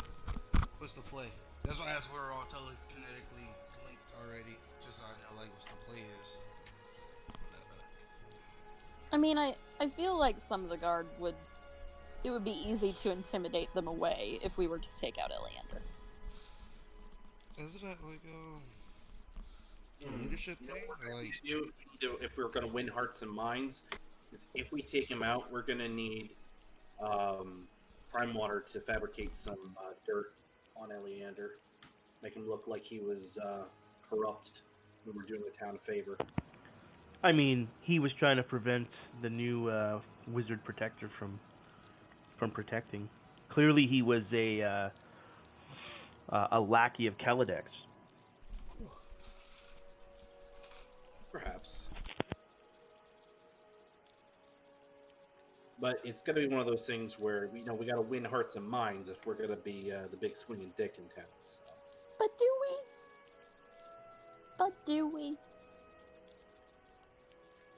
I just really. Feared or loved? Why not both? I want them to fear how much they love me. See, there you go.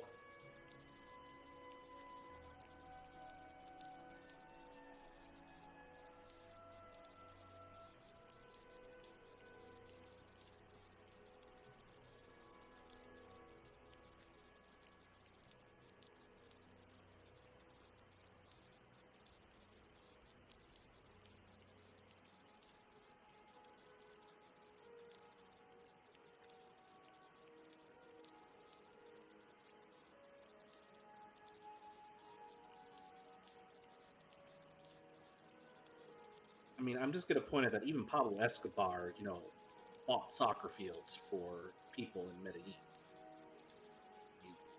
He knew he was a scumbag. He knew what he was doing was wrong, but, I mean, he still launched a PR campaign.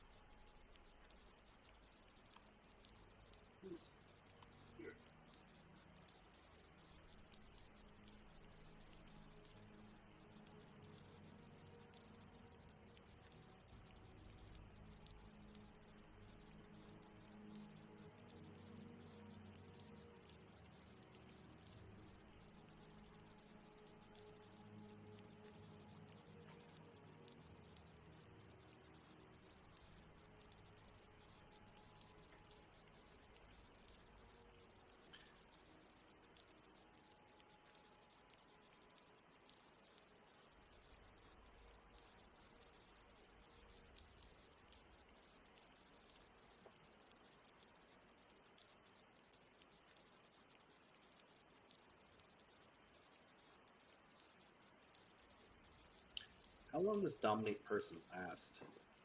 6th level, 10 minutes. 5th level, 1 minute.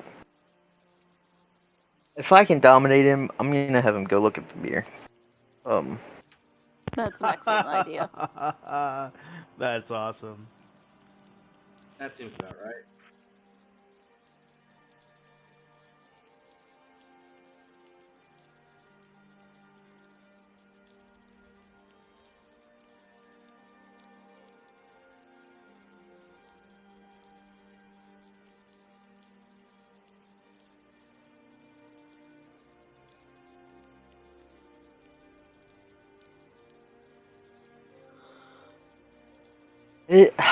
It is important that like we're the first ones in the tower. Like, yeah, I guess we kind of just have to do this. As part of your dominate, can you order him to order his men away, or to at least order them to allow us in, and then send them to the mirror? Like, could you change it up? Yeah, dominate. I can keep giving commands. But I mean, we're probably gonna have to fight all the men. I mean, if we have to fight, we'll fight. But if we can avoid it, that'd be nice. I don't think we're gonna be able to avoid it. Crash has sent up a battle mat. The persuasion check went to shit. He left chat. I don't think he expected us to fight them. We can always see. I mean, if he rolls a 1 on his saving throw. To be completely fair, I wasn't expecting to fight either. I wasn't either, but I didn't expect him to be here. You know. Yeah. Why do we have to be the first people in? Basically, like Possession is 9/10 of the law. that, and so like Keledek's been researching the Vault of Souls, and I want to read all of his fucking research before anybody else can, and make sure no one else gets their hands on it. I don't want the town of Saltmarsh to find out about the Vault of Souls. That's why we need to be the first one in to get everything away from King. Basically possess everything, you know? What did we learn about the Vault of Souls? What, James? What did we learn about the Vault of Souls? Where did that come up? That exists. The Vault of Souls, you know, that's been saved for Umberly. Not Umberly, she who hungers in the deep, trapped underneath Saltmarsh. Oh, okay, gotcha. Okay, yeah. Okay, go. Okay, yeah, I'm back on track. I was right there with you for a second. I was like, I know I've heard about the Vault of Souls, but I was struggling to connect it. I'm like, wait, what was that about again? Yeah, I didn't know. What the fuck is the Vault of Souls? Okay, yeah, but the data's underneath Saltmarsh. I got you.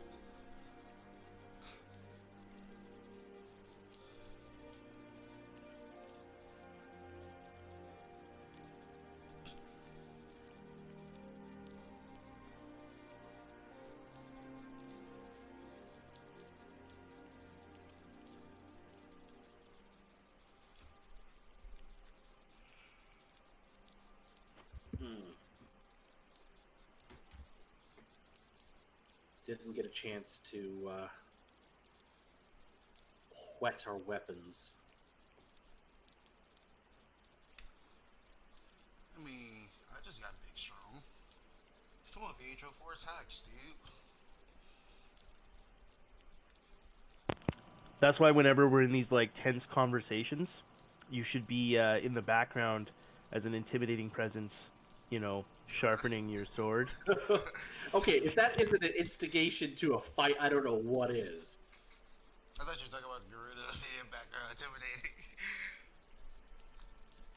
Garuda's in the background, just like got the whetstone in one hand, and he's just like rubbing bullets across it.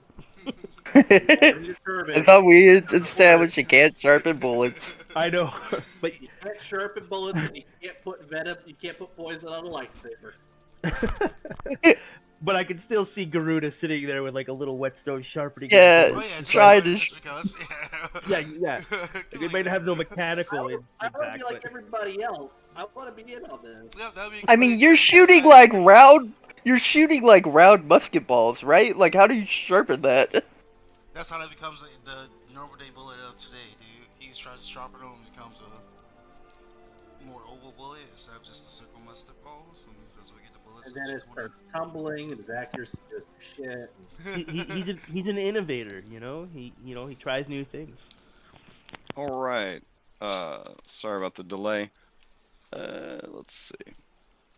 Okay. You guys should see a map, like a tower map. Cool map. Okay. He keeps his tower nestled amongst lots of civilian buildings, as any good evil wizard would do. So, you know, human meat shields, as it were. Everybody should roll into initiative. Before spells are cast, before attacks are made.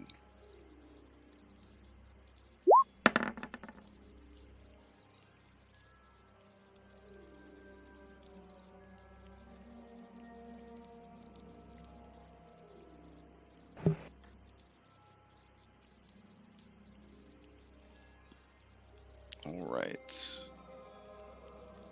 Let's see.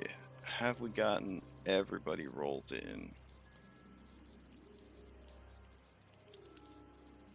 Yeah, let's see.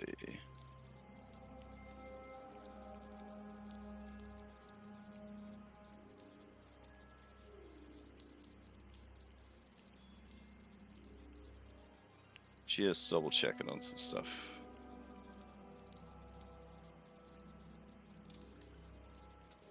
Alright. Yeah.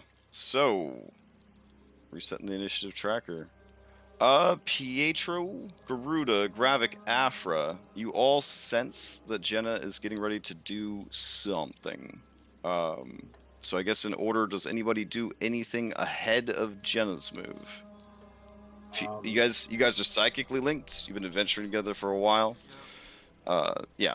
So you kind of can read each other's body language and cues and literally each other's minds. So you know she's about to drop some shit. Pietro, what are you gonna do? Suggested that I could use the venom whetstone to put poison on my weapon prior to this kicking off, but I don't think I can without it kicking off. So I'll just get that out of my pouch, get it out of my bag, and have that ready to apply to my weapons. Okay. Garuda, you sense that something is about to go down. Yeah, I'm gonna ready attack. Okay. Oh wait, Garuda, are you gonna use normal weapons or are you going firearms because they're illegal in town? At this point, we're fighting the guard. Yeah. What do you do when you fight the guard? I think you should. Am I right, bro? People? Am I right? I don't know. I'm It's just up to you. questions. What weapon are you drawing? I would have my guns, but we are all kinetically linked. Is that the right play or no? Longbow. You're linked, but like literally seconds to decide. Okay. Longbow. Fuck it. Okay, Gravik.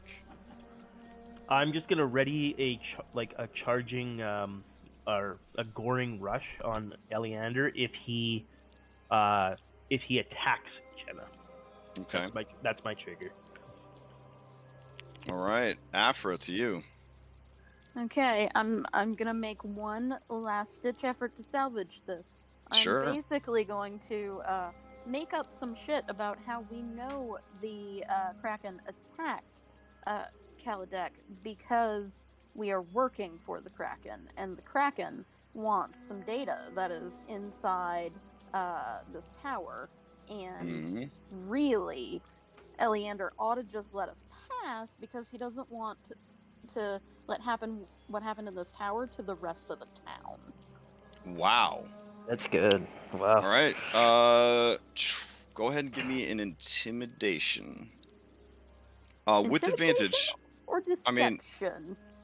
I was going for deception. Oh, I guess it is. Yeah, you are bluffing him. Yeah. So give me a deception with advantage because it is a believable story, given the real you that this guy has come to know. All right. His eyes narrow, and his mouth draws into a fine line, and he says, It seems we've just traded one problem for another.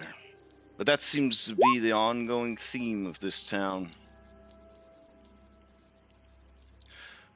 Do as you will.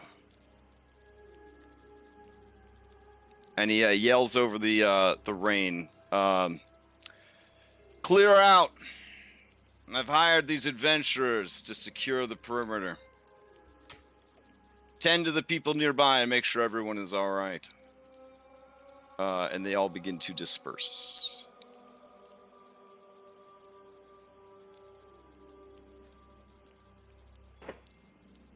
Jenna nods approvingly at Ephra, and then tells her in her mind, "Good job." Like, holy shit. I was about to try and trap his life forever.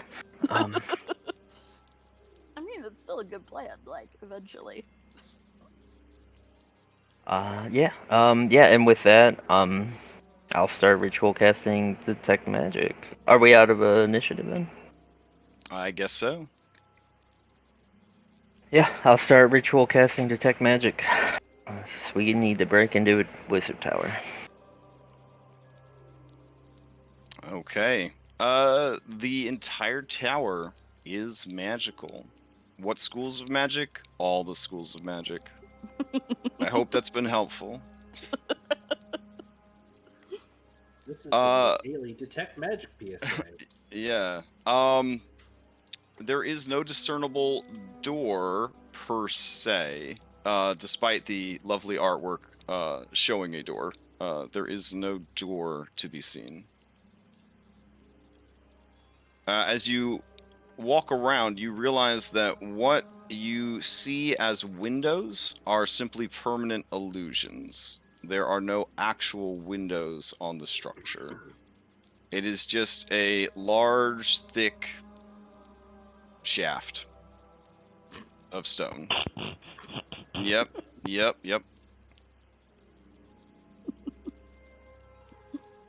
rock hard. Now there is a smoldering, like smoke cloud coming from the roof. So that has to be coming from somewhere. And more than likely, that indicates that there is either a tremendous amount of fire or some sort of chemical burn happening, that it would be able to do so over the pounding of the rain. How tall is the tower? The tower itself is... Let me double check here. The tower is 100 feet tall.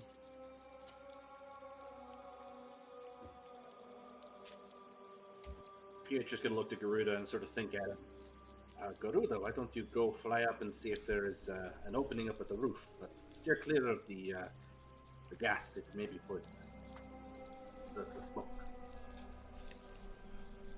Yeah, I'll go check the roof. Okay. I try to be really careful and make sure I'm not activating traps in the air. That's the thing. Any trap cards? Got it. As you go to the roof, the building does get smaller and smaller and smaller as it goes. Like, I mean, as embarrassing as it sounds, it looks like this picture, but it's also kind of just shaped like a traffic cone, like a big stone traffic cone. Yeah. It was definitely built, you're realizing underneath the illusions, it was built to be secure, and then the illusions were used to make it look pretty. But underneath the illusion, it is just a big chunk of stone, essentially. As you fly to the top of this traffic cone, as it were, you do see that there is a hole in the roof. Looking through the hole in the roof, you can see a badly charred bedroom. There is gore everywhere. Yeah, I told him, yeah, there's a hole in the roof. I see a bedroom too. And it's like the room on fire still, or is it just smoking? It is smoldering, as though some real bad energy damage transpired in there. You can still see that there is a roughly skeletal shape that is sort of folded in on itself and seems to be the source of a lot of the smoldering. So it looks like safe to enter. I At least. mean, If It's I an opening. It's not safe. yeah, I'm gonna say no, but it definitely looks like a place where you could enter. Yeah, I'm not gonna commit to the words safe.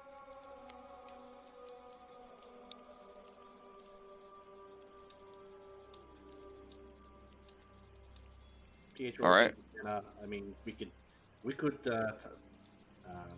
tie a couple three ropes together. I've got a grappling hook. Ruda flies up, sets the hook. I climb up. I see how bad it is. I don't know. I can cast fly on a couple of people, but I will be tapped out afterwards. Yeah, I didn't By a prepare couple, I fly. do literally mean two. Just Plus, you can only just have cast one it on. person flying at a time because concentration. Oh, right. Yeah. Concentration. Just Gotcha. cast it on Gravik, and he can fly us all up. Oh, that's true. Good point. All right. Well, I will cast fly on Gravik. Okay, go ahead and hero stack yourselves on top of Gravik. I feel so safe in his arms. Yeah, you can. One each can hang off of one of my horns, one each off of my arms, and one of you ride on my back. Don't grab that other thing. I know it looks like a spare arm, but Wow. Literally hanging on to Gravik too, even though he doesn't need to. He was Wow. hanging on to. If I wasn't just reading a comic book the other day that incriminates me, I would try to judge you, but that's okay. So, good joke. All right. I think I grabbed all of you. It looks like I'm missing someone. Oh, there she is. Okay. So you guys appear on the roof. These stairs, Jenna, are an illusion. But you do see that there is this hole in the roof. As you peer through the hole in the roof, hold on a second. Dynamic lighting's working, right? You guys can see that you're on like a roof. Yeah, tile? just the Okay. yep. yeah. Okay. All right. Oh, have you guys seen the artwork for it? I thought I had that set up for you. Yeah, it looks yeah, it's over here. Oh, nice. That's what it looks like under the illusion. Nice. But the actual structure is just a big chunk of stone, basically. Yeah. All right. So as you look down into the room, yeah, you see that it looks like the bedroom of somebody who does not have as nice a bedroom as other people. And it looks like whatever blasted through the ceiling absolutely obliterated this individual. You can see clutching the remains of another body is the body of that is still smoldering, a sort of smoldering husk clinging to the fragments of another body. So they're down there. I guess I could put, I don't know, like a skeleton down or something to represent what happened there. Let's see. There we go. Wham. Yeah, and I'm just gonna like look inside and look around for any like magics resembling traps that may not have been Okay. triggered. Okay, yeah, looking down into this small room, the walls are obviously magical. You don't see anything else that pings magic, though. That would still ping magic, I guess I should say.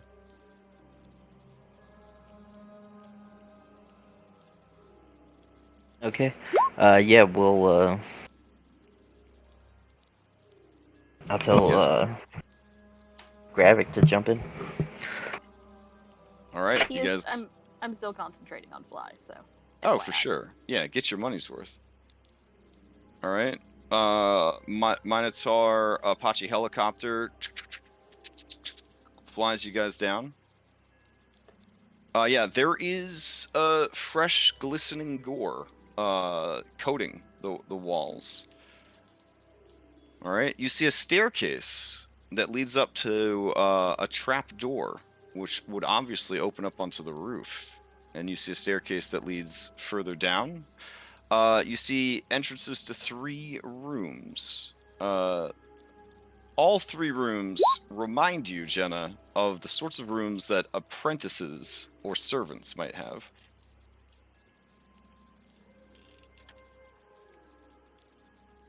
I guess, shall we start searching things? Yeah, well, You do see, if you're detecting magic, excuse me, you would have seen there's still lingering magic on this quote-unquote window and on this quote-unquote window. They are window frames, but they are not actual windows because the whole building is a solid chunk of stone.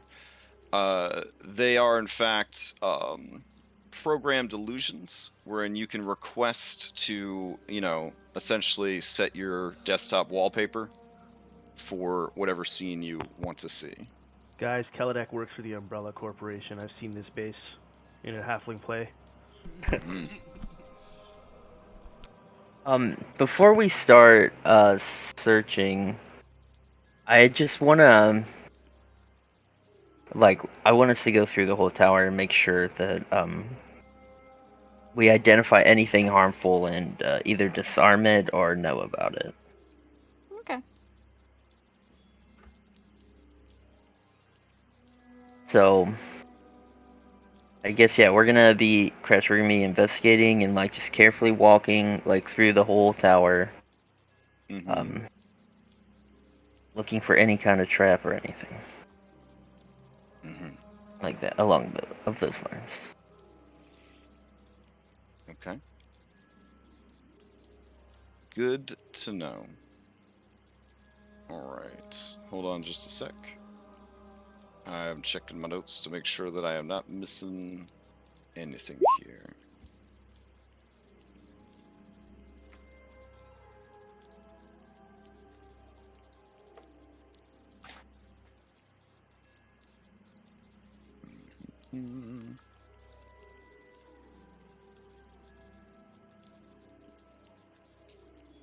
I guess, do you want me to pause here for 10 minutes?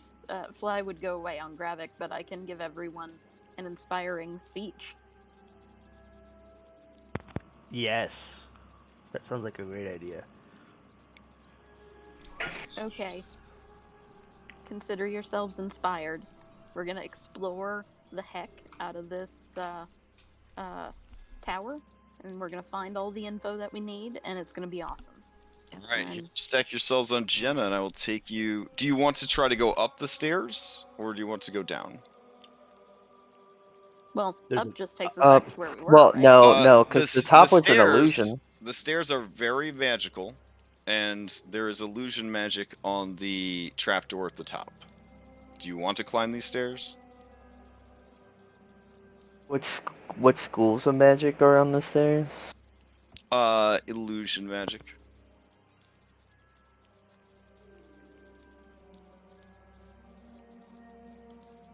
I mean, if they're not an illusion and they're real, yeah, we'll try and climb them if it's just illusion. Okay. Give me just a second.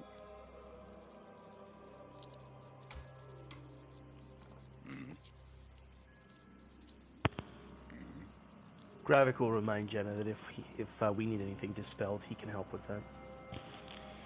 Okay. You begin climbing the stairs. You climb the stairs for a long time before you realize that you could climb these stairs forever. Looking back, you see stairs. And looking forward, you see stairs.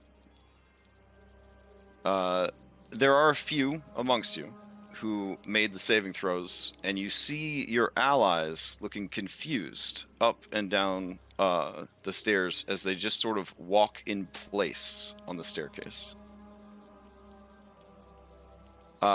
With no dangers nearby, you are able to sort of shake and rouse them from the the spell-like effects similar to a maze spell, almost.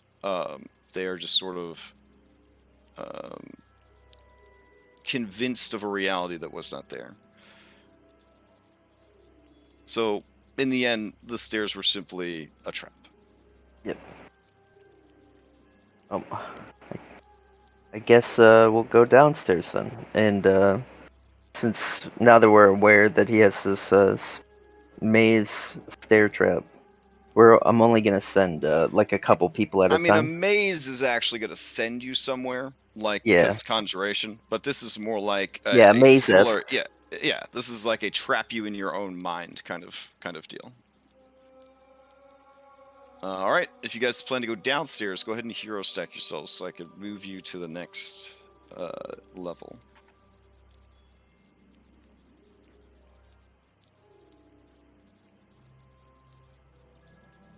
All right.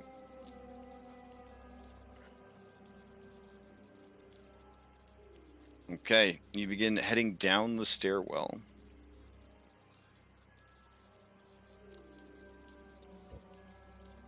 Out of curiosity, Gravik, can you just like see through walls and shit, or like what do you see as a large creature? You're gonna have to ride that Alt key hard, Yeah, if you want to so- play a large creature. Where I am now, I only see a stairway, but Okay. I think you adjusted me for a second, because for a split second I saw a room, but now I'm back to just the hallway. Yeah. Okay. So I'll try to keep the center of my mini square in the center of like where Yeah, we I are. think with bounding stuff, it won't let you move the mini through the wall, but large creatures are weird. So. Mhm. Okay, the stairs lead down.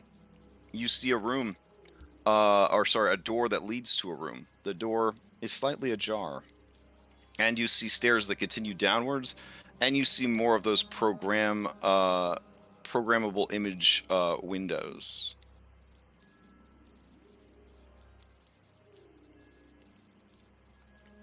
Gravik will look at Jenna to see if the door has magic before he pushes it open. The door had a great number of protective wards. They have been dispelled. Alright, I'll tell Gravik to go inside and I'll follow him. Alright. Is the door leading to the left of this stairwell? Mm-hmm. Yep.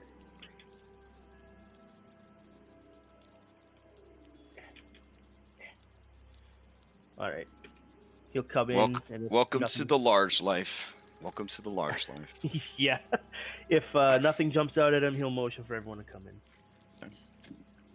Jenna, with a sinking heart, you go into the master bedroom of the Archmage Keledek and see a distinct lack of magical auras.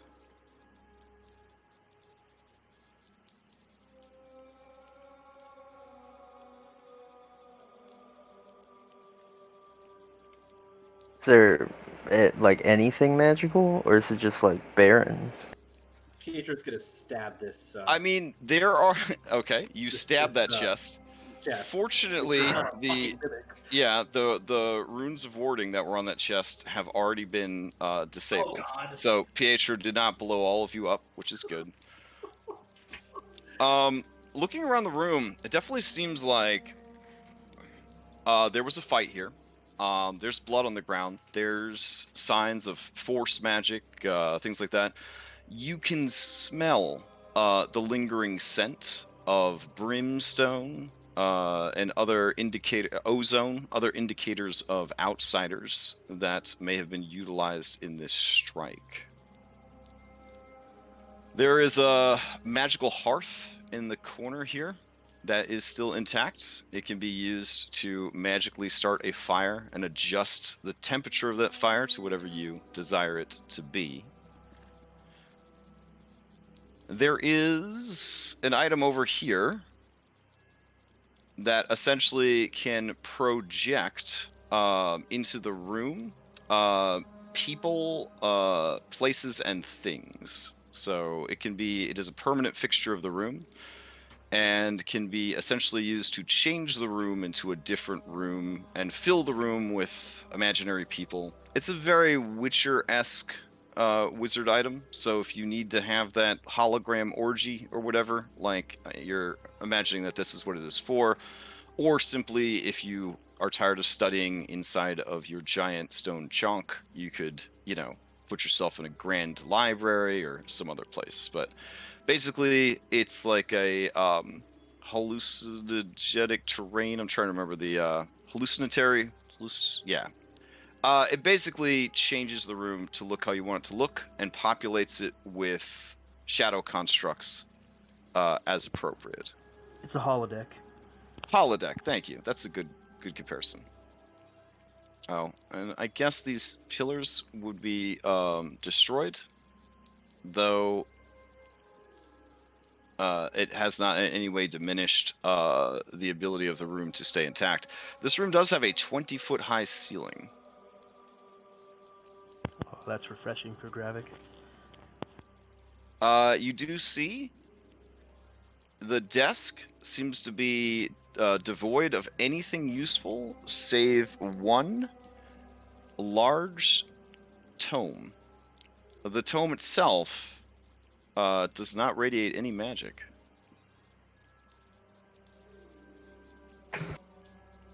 Take a look at it. Okay. From what you can tell, this is where Keledek has been working on his plot to essentially steal the souls from Anguillus's soul vault. So wherever all these sacrifices over the centuries have been storing those souls at, this explains in excruciating detail how he intended to take those souls for himself. It details many arcane things. It would take hours, if not days, to fully comprehend what you are seeing there, because he was a mighty level 20 Wizrobe, and you are a little baby 11 level Wizrobe. The things that he was exploring are so far outside of your freshman understanding of magic. It would take several days to start kind of piecing it together, but you get the general gist of it. You look across the room, and Afra, you are there, to this grand bookcase that has been stripped empty.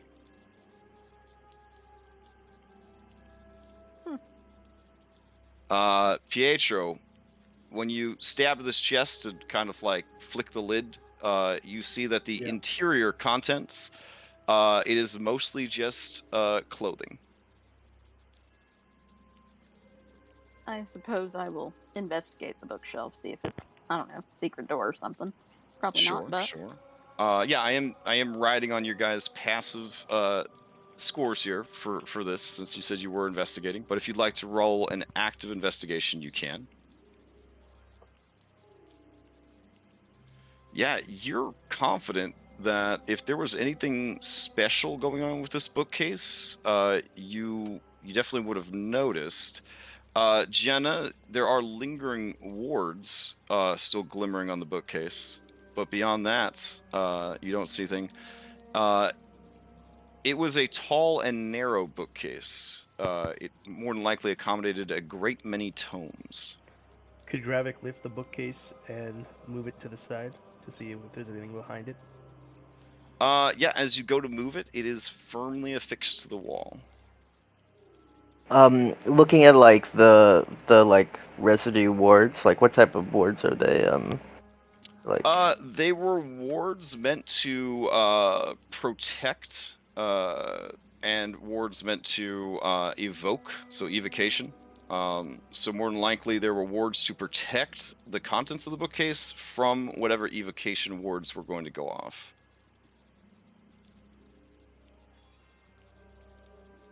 So whatever was there was either precious enough that he didn't want it destroyed by the wards, or not precious enough that he wanted it to be destroyed by the wards, right?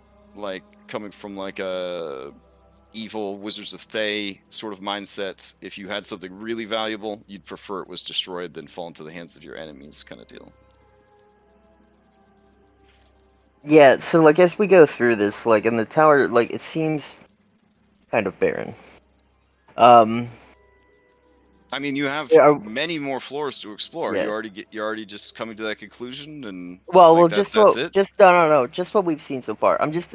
My question is, does it look like through our investigations that the stuff was taken or the stuff was destroyed? In Afra and Pietro's, for professional opinions. I say Pietro because you kind of have like a mercenary background there. You know what I'm saying? Yeah. You've been hired maybe to do a Yeah, little and then you loot a it. little Yeah. ransacking, right? Whoever did the attack took anything they felt like taking of value. Unless Jenna warns me off, Pietro's going to check under the mattress and bed frame to see if there's anything valuable sequestered away, papers, notes. Sure. trinkets. Technically, a detect magic would have seen through, unless it was a lead-lined mattress, would have seen through to anything magical. But yeah, as you kind of look around, you are impressed by the softness of the bed. It's one of the softest beds you've ever felt. I mean, I feel like you could really get some nice rest on that bed. But as you are kind of like lifting up the mattress, looking between, that sort of thing, you don't find anything of particular interest or value. Okay.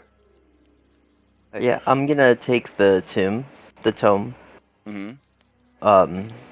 because I obviously plan to study the hell out of it, and tell everyone we can move on downstairs. All Unless they right. have Go anything ahead else and to order. hero stack on top of Garuda, I guess. That'd be the easiest way to do it.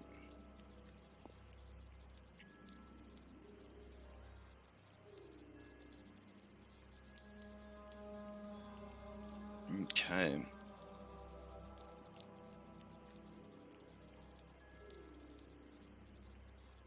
Alrighty. That should work.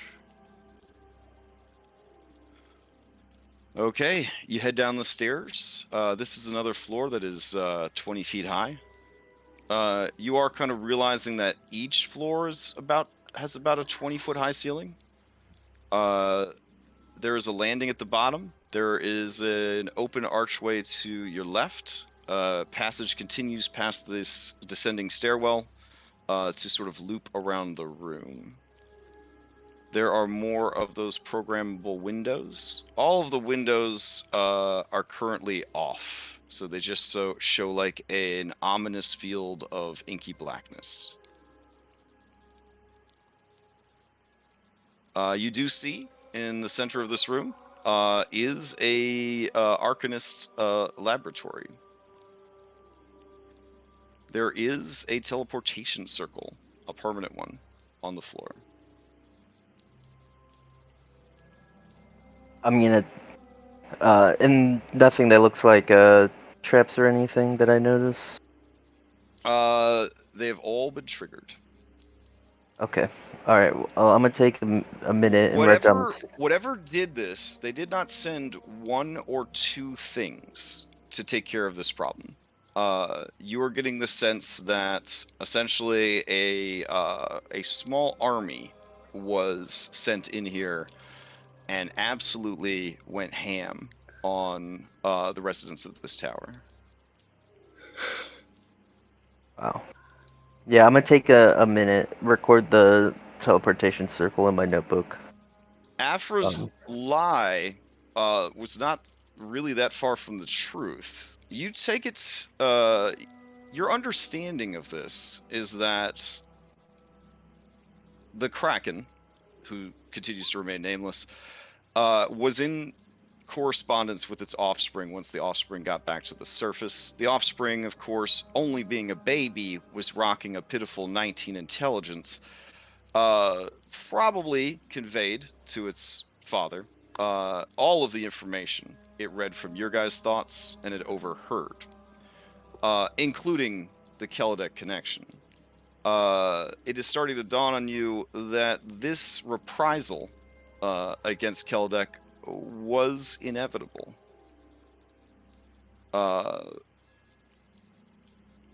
Because big, angry, living great old ones don't like being pushed around.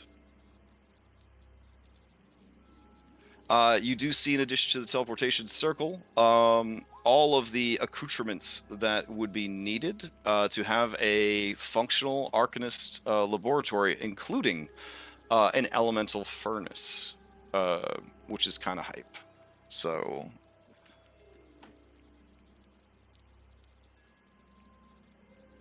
Cool.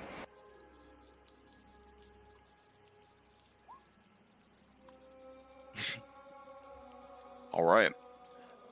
If you intend to descend further in, go ahead and just hero stack on top of Gravik, I guess. Go.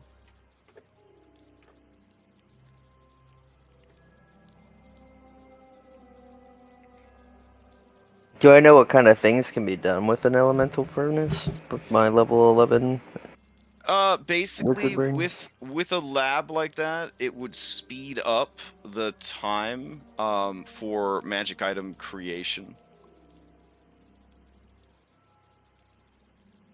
So if instead of taking like 100,000 years per Xanathar, it would take half of 100,000 years. So what is that?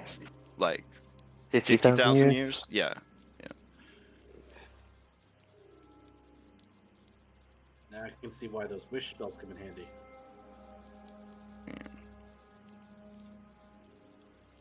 I'm just looking at this room thinking this would be a great room for a little shrine to Baphomet. Oh, jeez. Alright. Is that what you think about every room when you go into a room? Like, this would be a great place for a shrine for Baphomet. I mean, you know. After learning... cleric. Also, you are getting a sense, big brain people, and after you're a big brain person and an archaeologist, that the size of the building on the outside does not match up with the size of the building on the inside. It is like reverse TARDIS in a way. It seems smaller on the inside. You take this to mean that the exterior is unbelievably thick. Am I in the right place? I don't know. Oh, I think you got dropped off through the wall. There you go.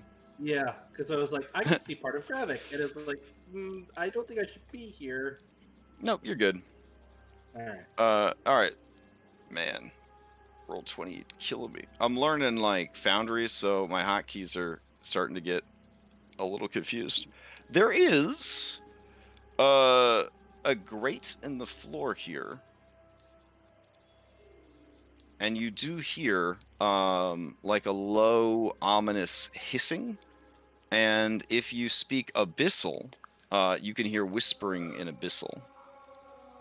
I mean, you can hear the whispering no matter what, but you could understand the whispering in Abyssal if you speak Does this Abyssal. smell like a sewer grate? It smells like salt water. Peering in, you see two lamprey-like human beings. Or, sorry, not human beings. Humanoids. Oh. Does this match up with the description that Ruda gave me when he was freaking out saying... Yeah, it also matches up with the things that you saw in the test tubes. Okay. I'll be like, Ruda, come here, but don't get too close. I'll cast Yeah, the creatures peer up, hearing you make noise. I'll cast tongues to just try to decipher what they're whispering. Okay. As they look up at you, or as they were discussing, alright, does anybody speak Abyssal? Because, yeah, going once, going twice. Well, I was just gonna cast tongues. I don't speak it though. Oh, right, yeah. So once you cast it, yeah, that conversation would be over. But they look up at you, their beady red eyes taking in your measure. and one kind of looks at the other and nods, and the other kind of looks at it and nods. Finally, the one speaks and says to the other, "These are not the ones who imprisoned us, nor the ones that captured us. These are different. But how different is yet to be known."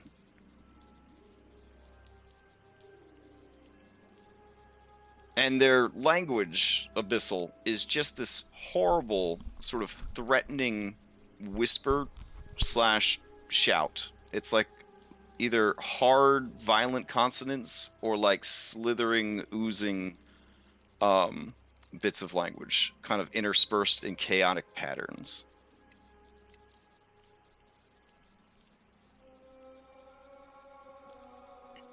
All right. They continue to stare up, and then the one that was spoken to says, "Do they intend to end us, or just stare at us?" Pietro's staring for a minute because he wants to do the whole know your enemy thing again. Oh, okay. What are you trying to know about these guys? I'm trying to know their hit points and how dexterous they are. I feel like Okay. They seem to share a similar dexterity score of 14.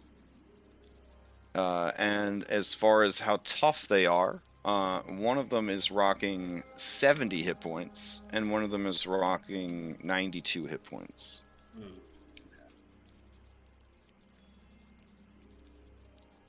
Yeah, I'm just kind of like speaking in common, just trying to eavesdrop on them and not let them know that I understand what they're saying. Okay. They eventually lose patience with this new situation and say, "Were they the ones that launched this attack against our captors? I am curious to know, but lack the skill to ask." Pietro will think of Jenna. We could take these if need be, but it would not be an easy fight.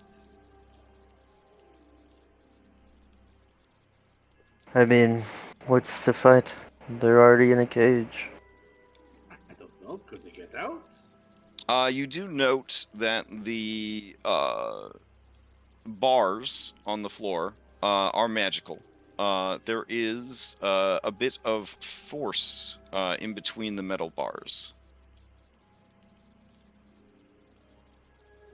If you did not know any better, Jenna, you would say that the more traditional structure of this cell is there just for show, but this may be a permanent force cage. And with that, oh, force cage. Okay. Wow, that's crazy. And if they don't like eventually say anything that like I find useful, I'll look down and I'll ask them in Abyssal. Well, I mean, in tongues, which will translate to Abyssal, right? Yeah. Yeah. How long have you been here? Okay. They seem a bit surprised. They make a surprised Pikachu face at you. And then the larger of the two, the one with the 92 hit points, says, "We have been here long enough to have forgotten how long we have been here."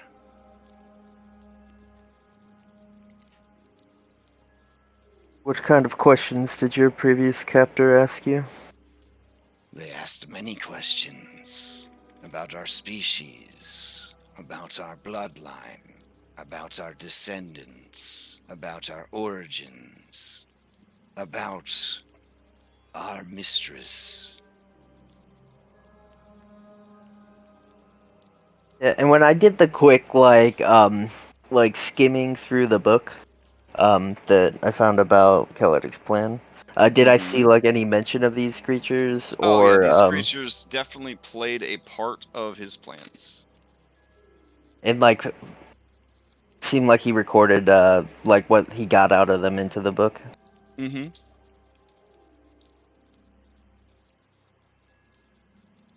Right.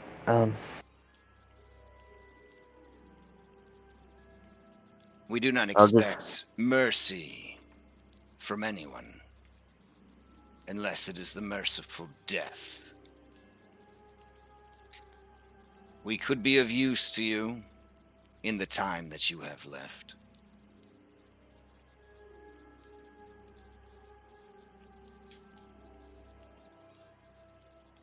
can I insight that? Yeah, sure. Was this supposed to rhyme? These creatures are alien enough that this will be at disadvantage. Obviously, they have a fucking lamprey face. So, Okay. yeah, Then it's probably not gonna be good. yeah. You're not sure what that mean by that. And then I'll just ask him. And how could you be of assistance to me? They kind of turn and look at each other, and they say, "Were you to release us, we could tell you how much time you have left to live. Once we reach the ocean, our biorhythms will be reconnected with she who hungers. That will give you plenty of time to find a new place to live, somewhere far away from the seas, where you can be safe. Is that not the most generous offer you have heard in some time?"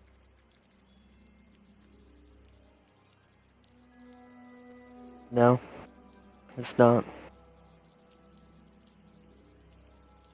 They kind of look at each other, and I guess they shrug. It's hard to tell. They got a weird physiology. And then that is the best we can offer. Anyone strong enough to defeat our captor would have no other need of anything we have to offer. It would be a foolish embarrassment on our part to offer what we cannot give.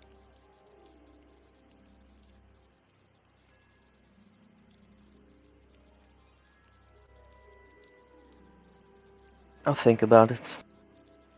And I will get back to you.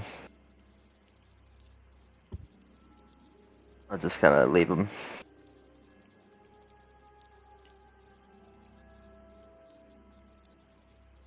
All right. You see that there is a door of sorts.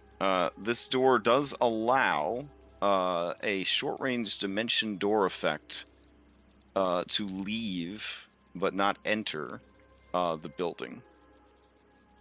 It does require some sort of command word.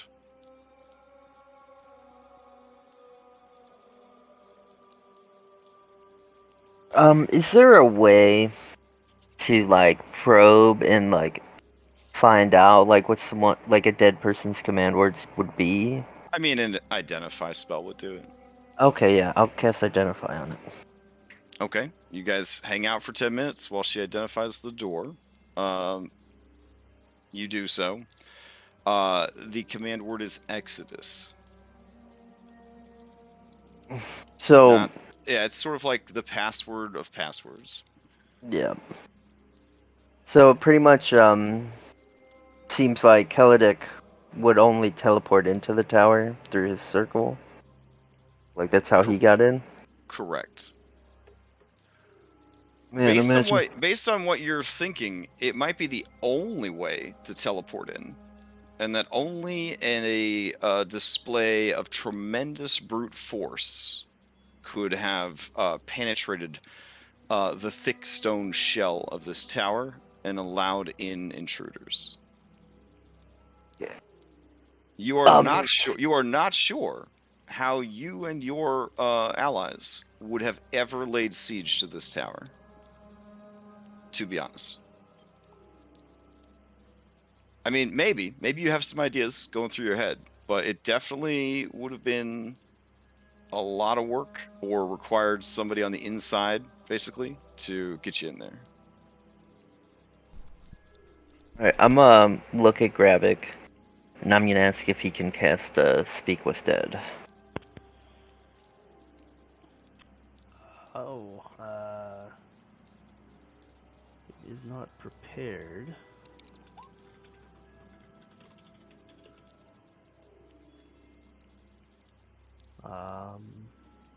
So not at the moment, but I can on the morrow.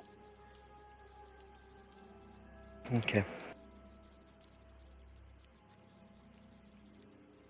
And like all these crates are just like ramsacked, like. I mean, these crates down here are just like dry goods and supplies. Essentially, you know, like the more mundane stuff that servants would need to go about their business and their days and things like that.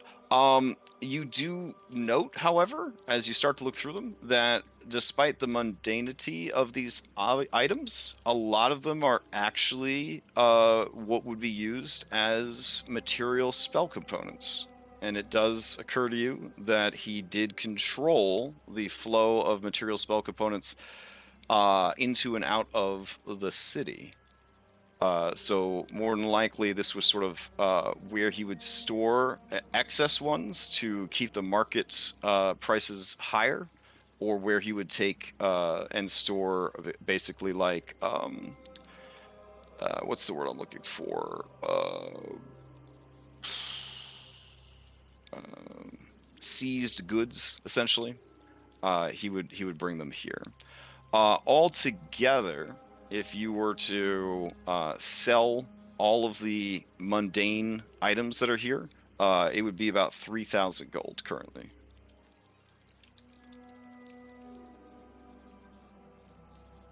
Alright, yeah, I mean, I only really want to just research the book, like, and investigate it now. That's all I really have intend to do. Are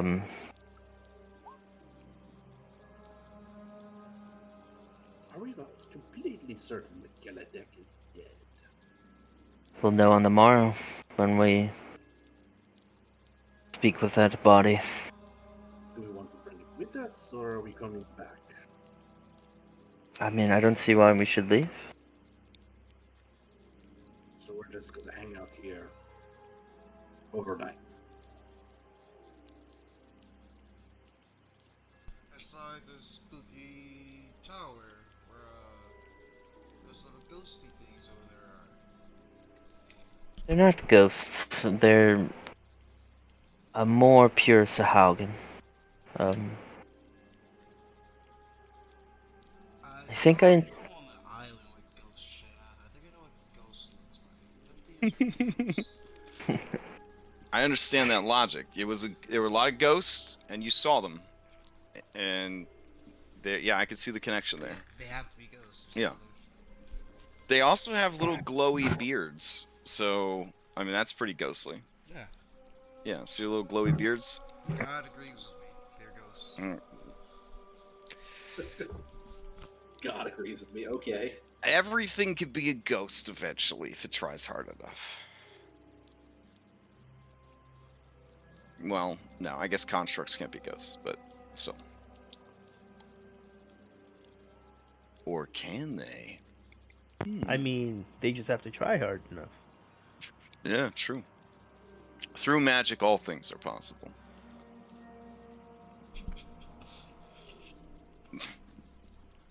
All right, it's up to you what you guys do next, I guess. The tower, I guess, is secure. There are 2 prisoners that don't seem capable of escape. There is only one current way in, but it is a mundane entrance. So until the roof is repaired, rain is going to continue pouring into that room and flooding the room and the tower. And anybody who is, I guess, ballsy enough, stupid enough, powerful enough, crazy enough to come in through the roof could do so. Yep.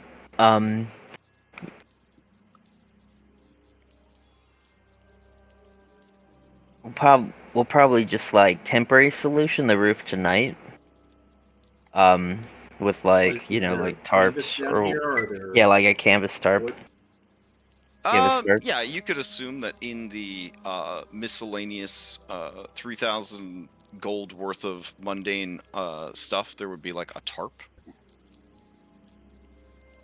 So you're just gonna kind of put a tarp across there to stop the torrential downpour, as it were? Yeah, or- that's it. That's a temporary solution. And Okay. in the morning, I'll pair stone shape, and I'll try to like reshape the stonework to try and cover it up. As you are applying the tarp is when you take the time to look and see that the shell of the tower is very much like a never-ending gobstopper situation. There are layers of different types of stone and metals that encase the structure, several of which are lead. So basically, you're getting all these different striations of material that were used to encase the interior of this tower. This, Jenna, is not the ostentatious tower of a Red Wizard of Thay living in the heart of Thay, knowing that their military power and reputation will protect them. This is definitely an incredibly cautious individual who has made many enemies and has taken pains to protect themselves.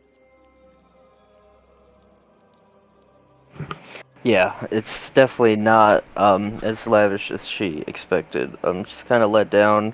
Like, we put in all that work for this. Like, the book is all that really matters in the circle. I mean, it's a bunker, but the guy also has a holodeck for himself, so it's not like he's missing out on any comforts. True, yeah.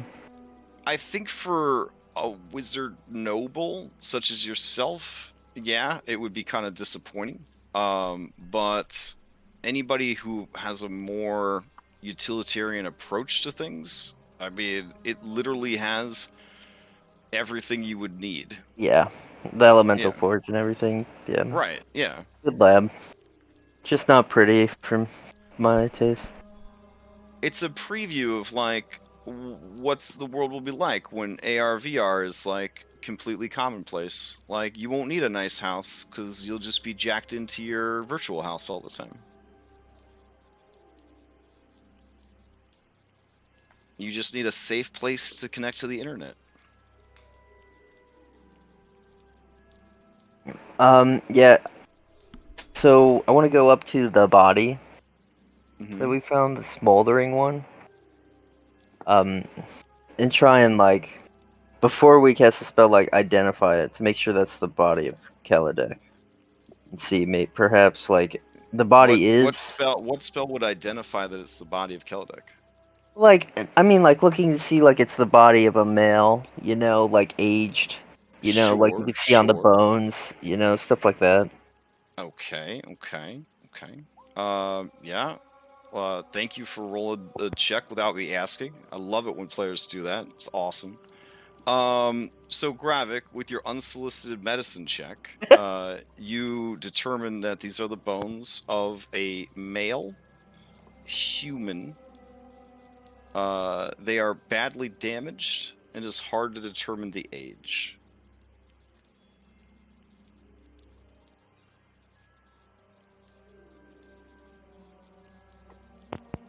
I mean, I'll convey that to Jenna and just shrug and wait for her to tell me whether or not I'm casting on these ones or not.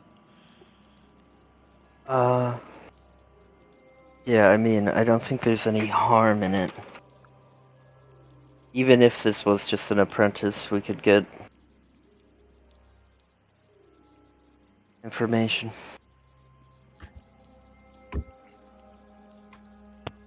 I will cast Speak with Dead.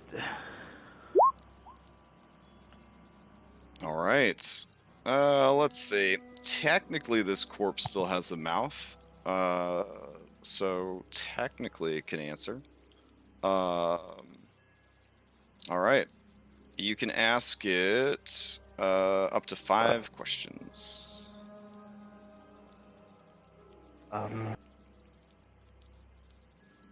The first- sorry, Gravik can ask the questions since he's the one casting the spell. So Yeah, so Gravik will look at Jenna as if to say, what do you want me to ask it? And I know you guys are all psychically linked up, so technically anybody could ask the questions. But I just want to make sure that the other 4 players are having a chance to participate in this very Jenna-centric episode. Oh, I thought he's Crash. Yeah.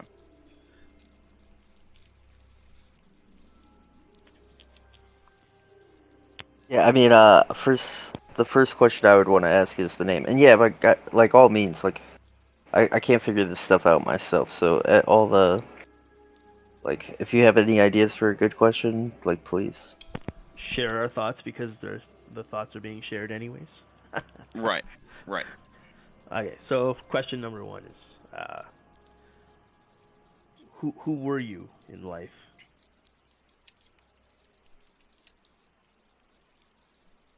Okay. You asked that's the first question? Yep.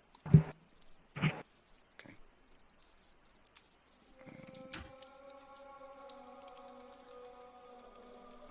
In life, I was Tanneril, mage, apprentice.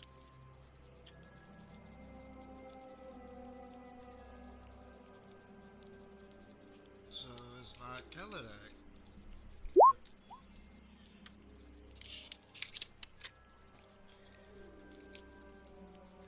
Well, What do we want to ask him?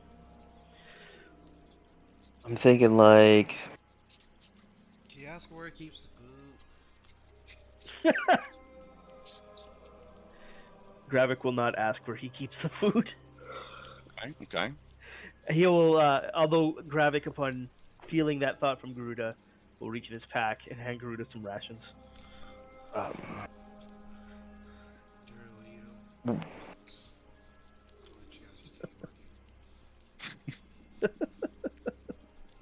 I'm thinking like, what duties, like he did, like any secrets he knew of his master, stuff along those lines.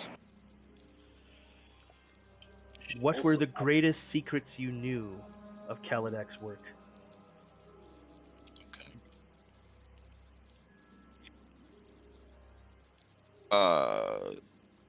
The corpse chuckles a bit and says, the secrets of the universe, the meaning of life, the path to happiness.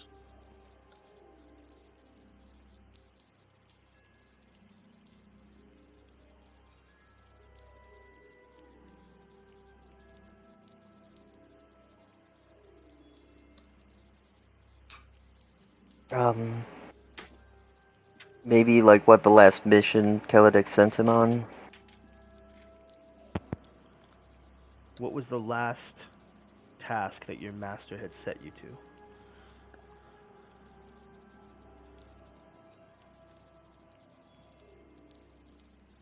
I was brewing potions of water breathing.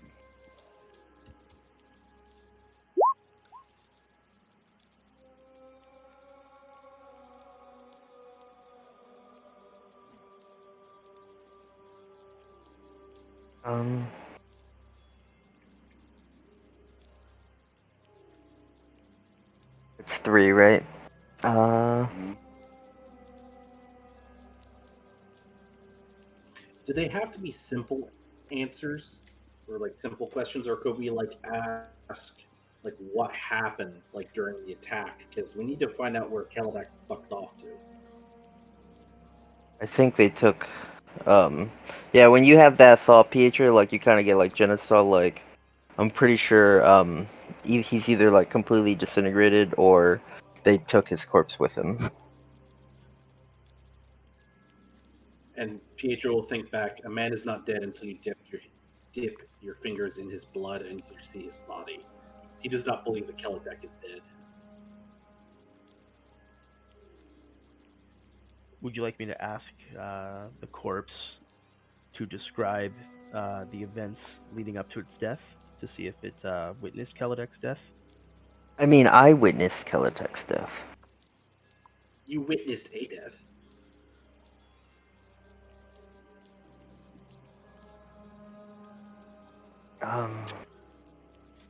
And Keledek, like, if he was still alive, he wouldn't leave, like, this tower unprotected. He wouldn't have left that book behind with his, like, master plan. Mm-hmm.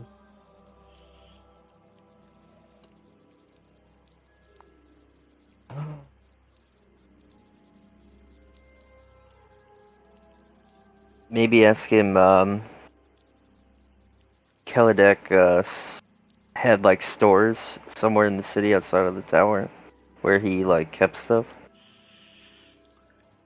Did your master have caches of magic or supplies located elsewhere outside of the tower? All of Saltmarsh belongs.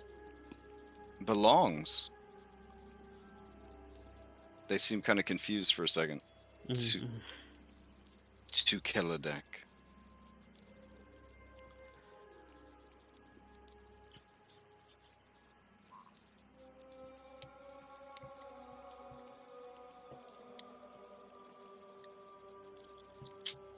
And Gravik will just hold up one finger to everyone else, like, we got one more. Yeah, anyone got any ideas?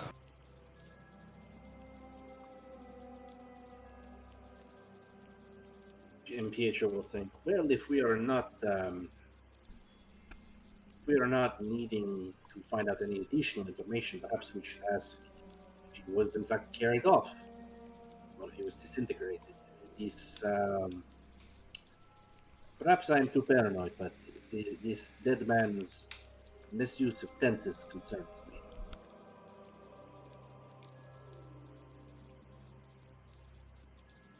Yeah, very well, I'm fine with that, yeah.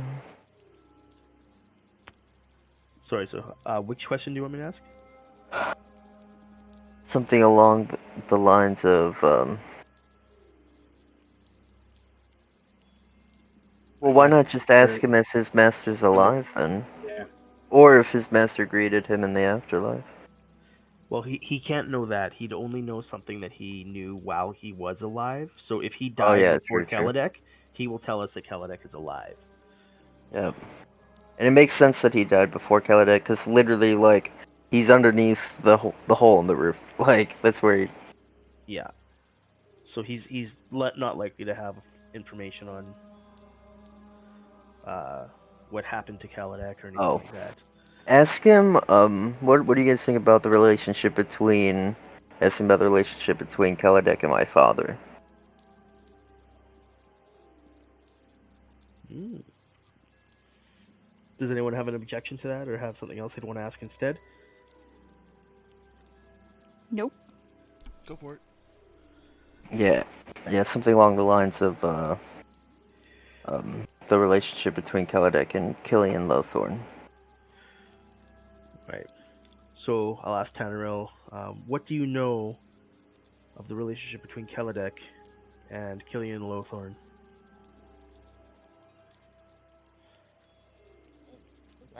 The very melted, charred skeleton just kind of turns its head and says, my great master Keledek had many allies. The Red Wizards were among them. Through his connections with Thay, he had an iron grip on this region.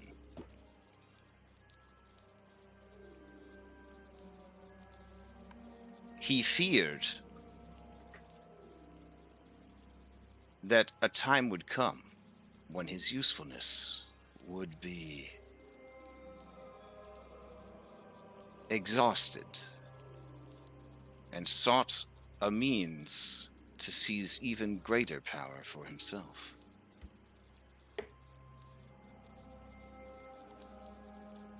Even now, he readies for his great ascension.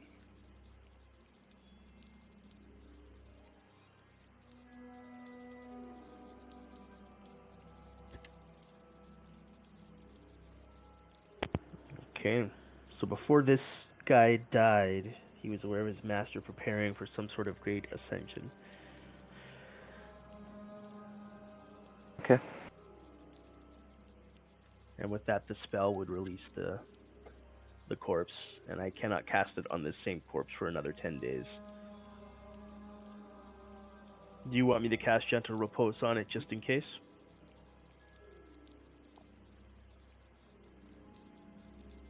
Won't Couldn't harm hurt. it. Yeah, couldn't hurt.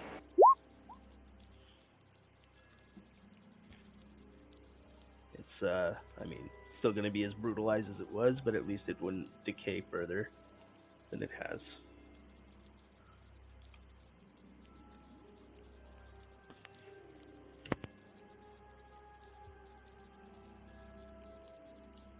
Right. You guys would notice that, like, when Gravik is casting Gentle Repose, it's almost, like, awkward the way he like, as opposed to any battle spell he casts, which seems effortless and stuff. He's clearly not used to casting the, we'll say, the nicer divine magics.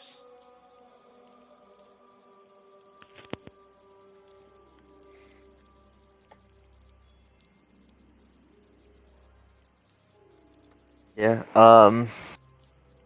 From here, I mean, I'd like to get as much as I can out of that book.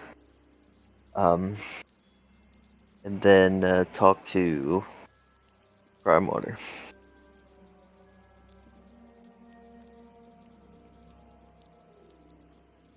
All right. Are you interested in keeping the contents of this book a secret from your own allies, or can I divulge the contents of the book to everyone?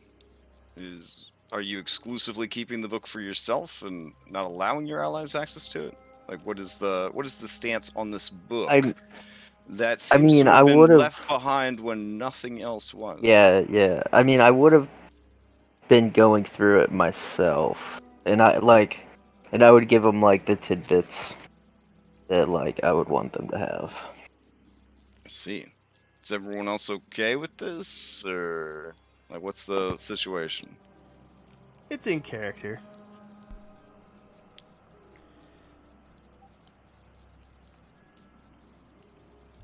I mean, Gravik is slavishly devoted to Jenna, so he wouldn't question it. And as a player, I'm fine with that. Okay. Anyone else?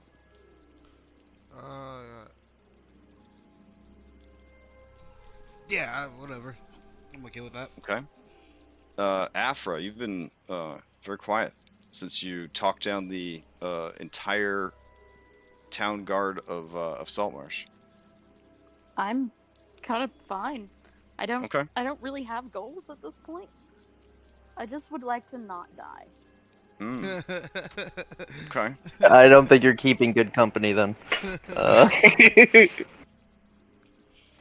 Perhaps the tavern. If that is the case, then I will inform you between now and next session what's going on with the book, and then you could parse out that information as you see fit, and whatever you parse out to the party, that's what we'll cover when we recap before next session. Yeah. Like, I don't mind, like, OOC spreading everything, but, like, there's certain things I don't know if Jenna would, like, tell everybody. Oh, that's fine. It works for me. So, on that note, it will take several days to go through this information. You have a hole in the roof. The rain is not stopping. The gutters and under parts of Saltmarsh are flooding. It's a pretty bad situation. I think Jenna On said the that. bright side, fishing is doing really well. The fishing industry. There is a tremendous amount of fish being caught. On the downside, everyone in the town is ravenously hungry. Good thing they're catching a lot of fish. Yeah, eating far more than they normally do. And there are continued reports of the more mentally sensitive members of the community, basically dying in acts of hunger-related incidents. Choking to death trying to eat a stray dog whole. Bleeding to death after eating off their own arm. Gruesome, horrible deaths that all seem to revolve around the theme of hunger.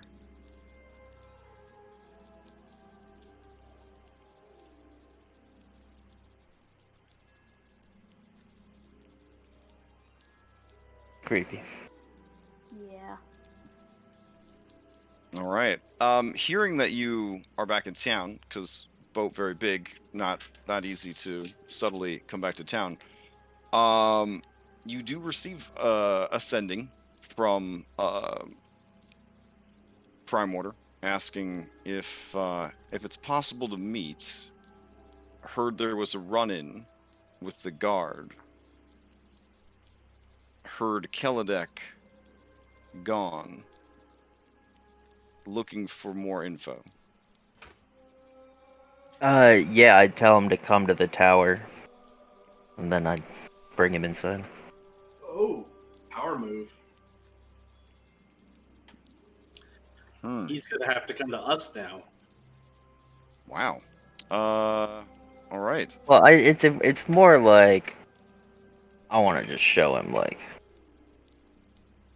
I guess it's a power move. You want to show him who's boss? Yeah. No, Well, that's not. I mean, unless you preface it Prime like, Water is an Tower, I ally. want to show you what we found. It's a power move. Yeah, it definitely would be interpreted by someone like Prime Water, who consistently has you come to him as a shift in power in the relationship. I mean, but would he come? He does not come. In so much as, you know, we're operating through a sending spell that only has like 25 words or less. He does send someone to the tower. You see that Luck of the Draw is standing out in the rain, looking miserable, and staring up at the tower. Sort of waiting to be noticed. I mean, I guess we wouldn't even notice him because there's no windows. But I Right. guess I would have like, since I asked him to come to the tower, I would have like. Well, I been- would assume that you would at least post a Yeah. familiar or something as lookout. Yeah. Yeah, I'll send Mario out there. And there are people who are kind of going past the tower and staring at it and marveling at it and trying, you know, whispering and murmuring and discussing. The general play that Mario seems to get is that people know that there was an attack, but from what they understand, Keledek is alive and well and managed to fend off the attackers. That seems to be the narrative that is being told. What's Luck of the Draw say when I come out to meet him? Okay. Yeah. So Luck of the Draw looks up. I'm assuming flight spell. How are you doing this? Well, I was gonna walk out the door to Okay. and then I was gonna walk out the door and like I wasn't gonna take Luck of the Draw inside. I was just gonna talk to him outside. Okay. So he sees you approach and kind of takes your measure and is like, well, you're not Keledek.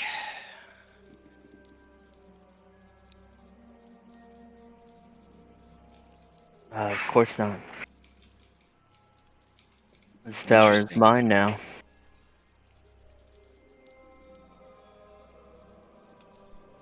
That seems like a pretty bold claim, but given all the things that you've managed to accomplish, I'm sure it's not far from the truth.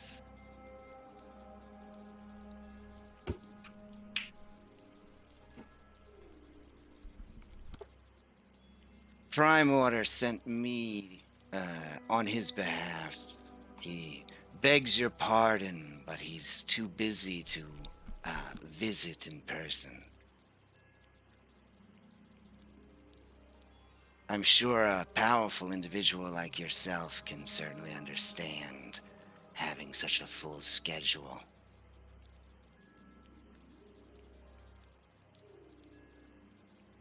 I'll find time to meet with him. Things are falling apart. There's a lot of talk about heading inland or leaving the Sword Coast altogether. Seems like a weird time to be buying real estate.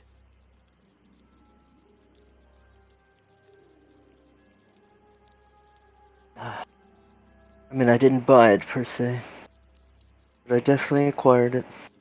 I think in life, most things are purchased in one way or another, even if you don't realize it.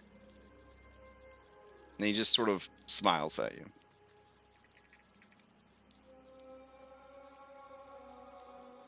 Yeah, I'll just nod. Other than to convey to a very busy businessman that you are also very busy, and you would very much like your schedules to align in a mutually beneficial way, is there any news that I should convey to him that you couldn't have done yourself?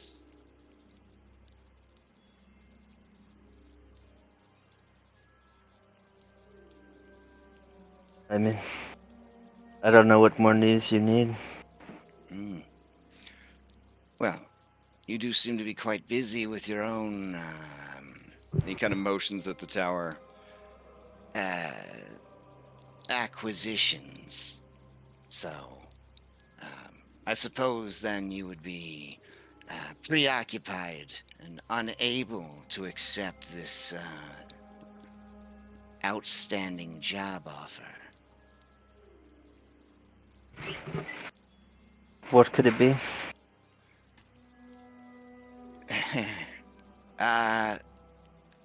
Yeah, I think Prime Order mentioned it to you before, but he's allied with the local merfolk, which is quite a feat considering they bear a great resentment towards land dwellers. You might recall meeting some merfolk so long ago. I do. The merfolk are desperate for assistance. Apparently, there's some bad stuff happening in the ocean. Imagine that. And they're very frightened. They have reached out to their only trusted contact amongst the land dwellers, which is our mutual friend. And he insists that you and yours, especially the short one, should be sent to aid them. The short one. I'm not that short, okay?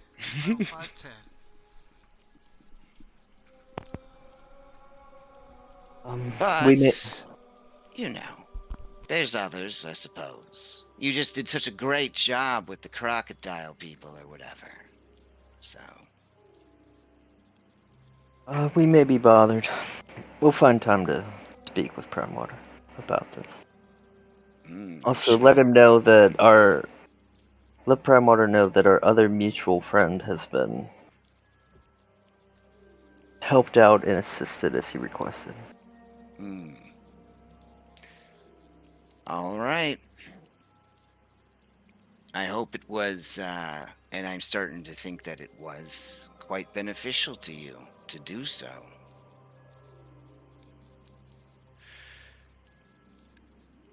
For the I time hope being, that yes. when we meet again, it is under the same pleasantries that we meet now.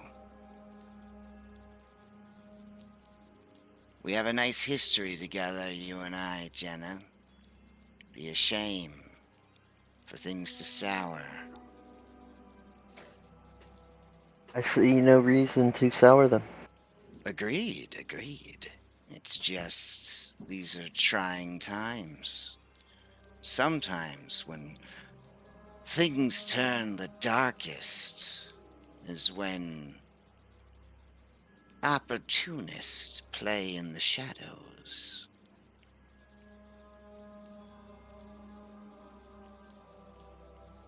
Yeah, Jen will just like nod. All right. He begins to sort of slink backwards into the pouring rain and then into the passing crowds that are trying to bustle to and fro without getting too wet, and just kind of disappears because, you know, rogue fucking skill checks or whatever. Okay. So, I will info dump you the information before next week. You can make a more informed decision. But yeah, you guys are entering the end game here. There will be a certain amount of time that passes, and then things will happen or not happen. This information may or may not be detailed in the book that is about to be explored. So interesting to see where things go from here. Yeah, I try my best moving forward to not have campaign timer looming over players' heads the whole time, but I feel narratively at a certain point, campaign timer is hard to ignore. So that is sort of the case with the tail end of Saltmarsh here. Is now things are starting to happen, and they cannot be put back in the box essentially. So. All right. Yeah, sorry for the hiccup earlier. I had to like basically grab an exterior for the tower. I only had like an interior map for the tower, kind of put some stuff together. I do appreciate, after all the effort of putting together the encounter, Afra, you managing to prevent the encounter, because that would have been a whole thing. So well played on that front. Kylie Jenner Yeah, with Pepsi. yeah. Okay, so I will return you guys to the landing page, and we will continue this next week in whatever direction you decide to go. One would argue you now have 3 different bases of operation. Only one of which is properly staffed, but not necessarily properly defended. In Monopoly terms, you may have spread your resources very thin, so I don't know. I did say we should leave off the cannon. So I don't know if this is the plan, is to just get as much real estate as possible and just hope no one takes it from you, or what. Legally, I think you only own Lighthouse Island, maybe? Because nobody actually owned it beforehand. And I guess that Spire of Rock no one technically owned, so yeah, you're doing pretty good. Of course, Forgotten Realms, high magic setting, they can't, this property still technically belongs to Keledek until proof of his death is provided, essentially. So you are essentially squatting in this guy's property. But I think you have bigger problems to worry about than Yeah. whether or not he is dead and coming back for sweet vengeance. I did want Whoa. to. One thing I would do is I would try and I would get like some pieces of his hair, off of Mhm. his bed, and I would try to scry him just to make sure that he's gone. Okay. Well, we can address that next week then. Okay. So, all right. I'll leave you guys to it. Hope you enjoy your week and whatever games you have planned. And I guess we'll pick this up next week. Shit. Is it already? Yeah, it's already like July 5th or 6th or something. I've got a one shot on the 11th. I don't remember if anybody signed up for it or not. Kind of sad about that. Princess It's like, Heist? yeah, it's the sequel to Princess Heist. I wanna say people have signed up for it, but I don't actually know. So, if I don't get at least 5 people to sign up for it, I'm just not gonna run it. But yeah. So I'll try to post more information about it, I guess. I don't know. Does anyone have any announcements for the upcoming week or anything? Yay, nay, no? Nope. All right. Then I'll leave you to it. I'll see you around the Discord. If you need me, make sure to @ me so that I see the message. All right, later.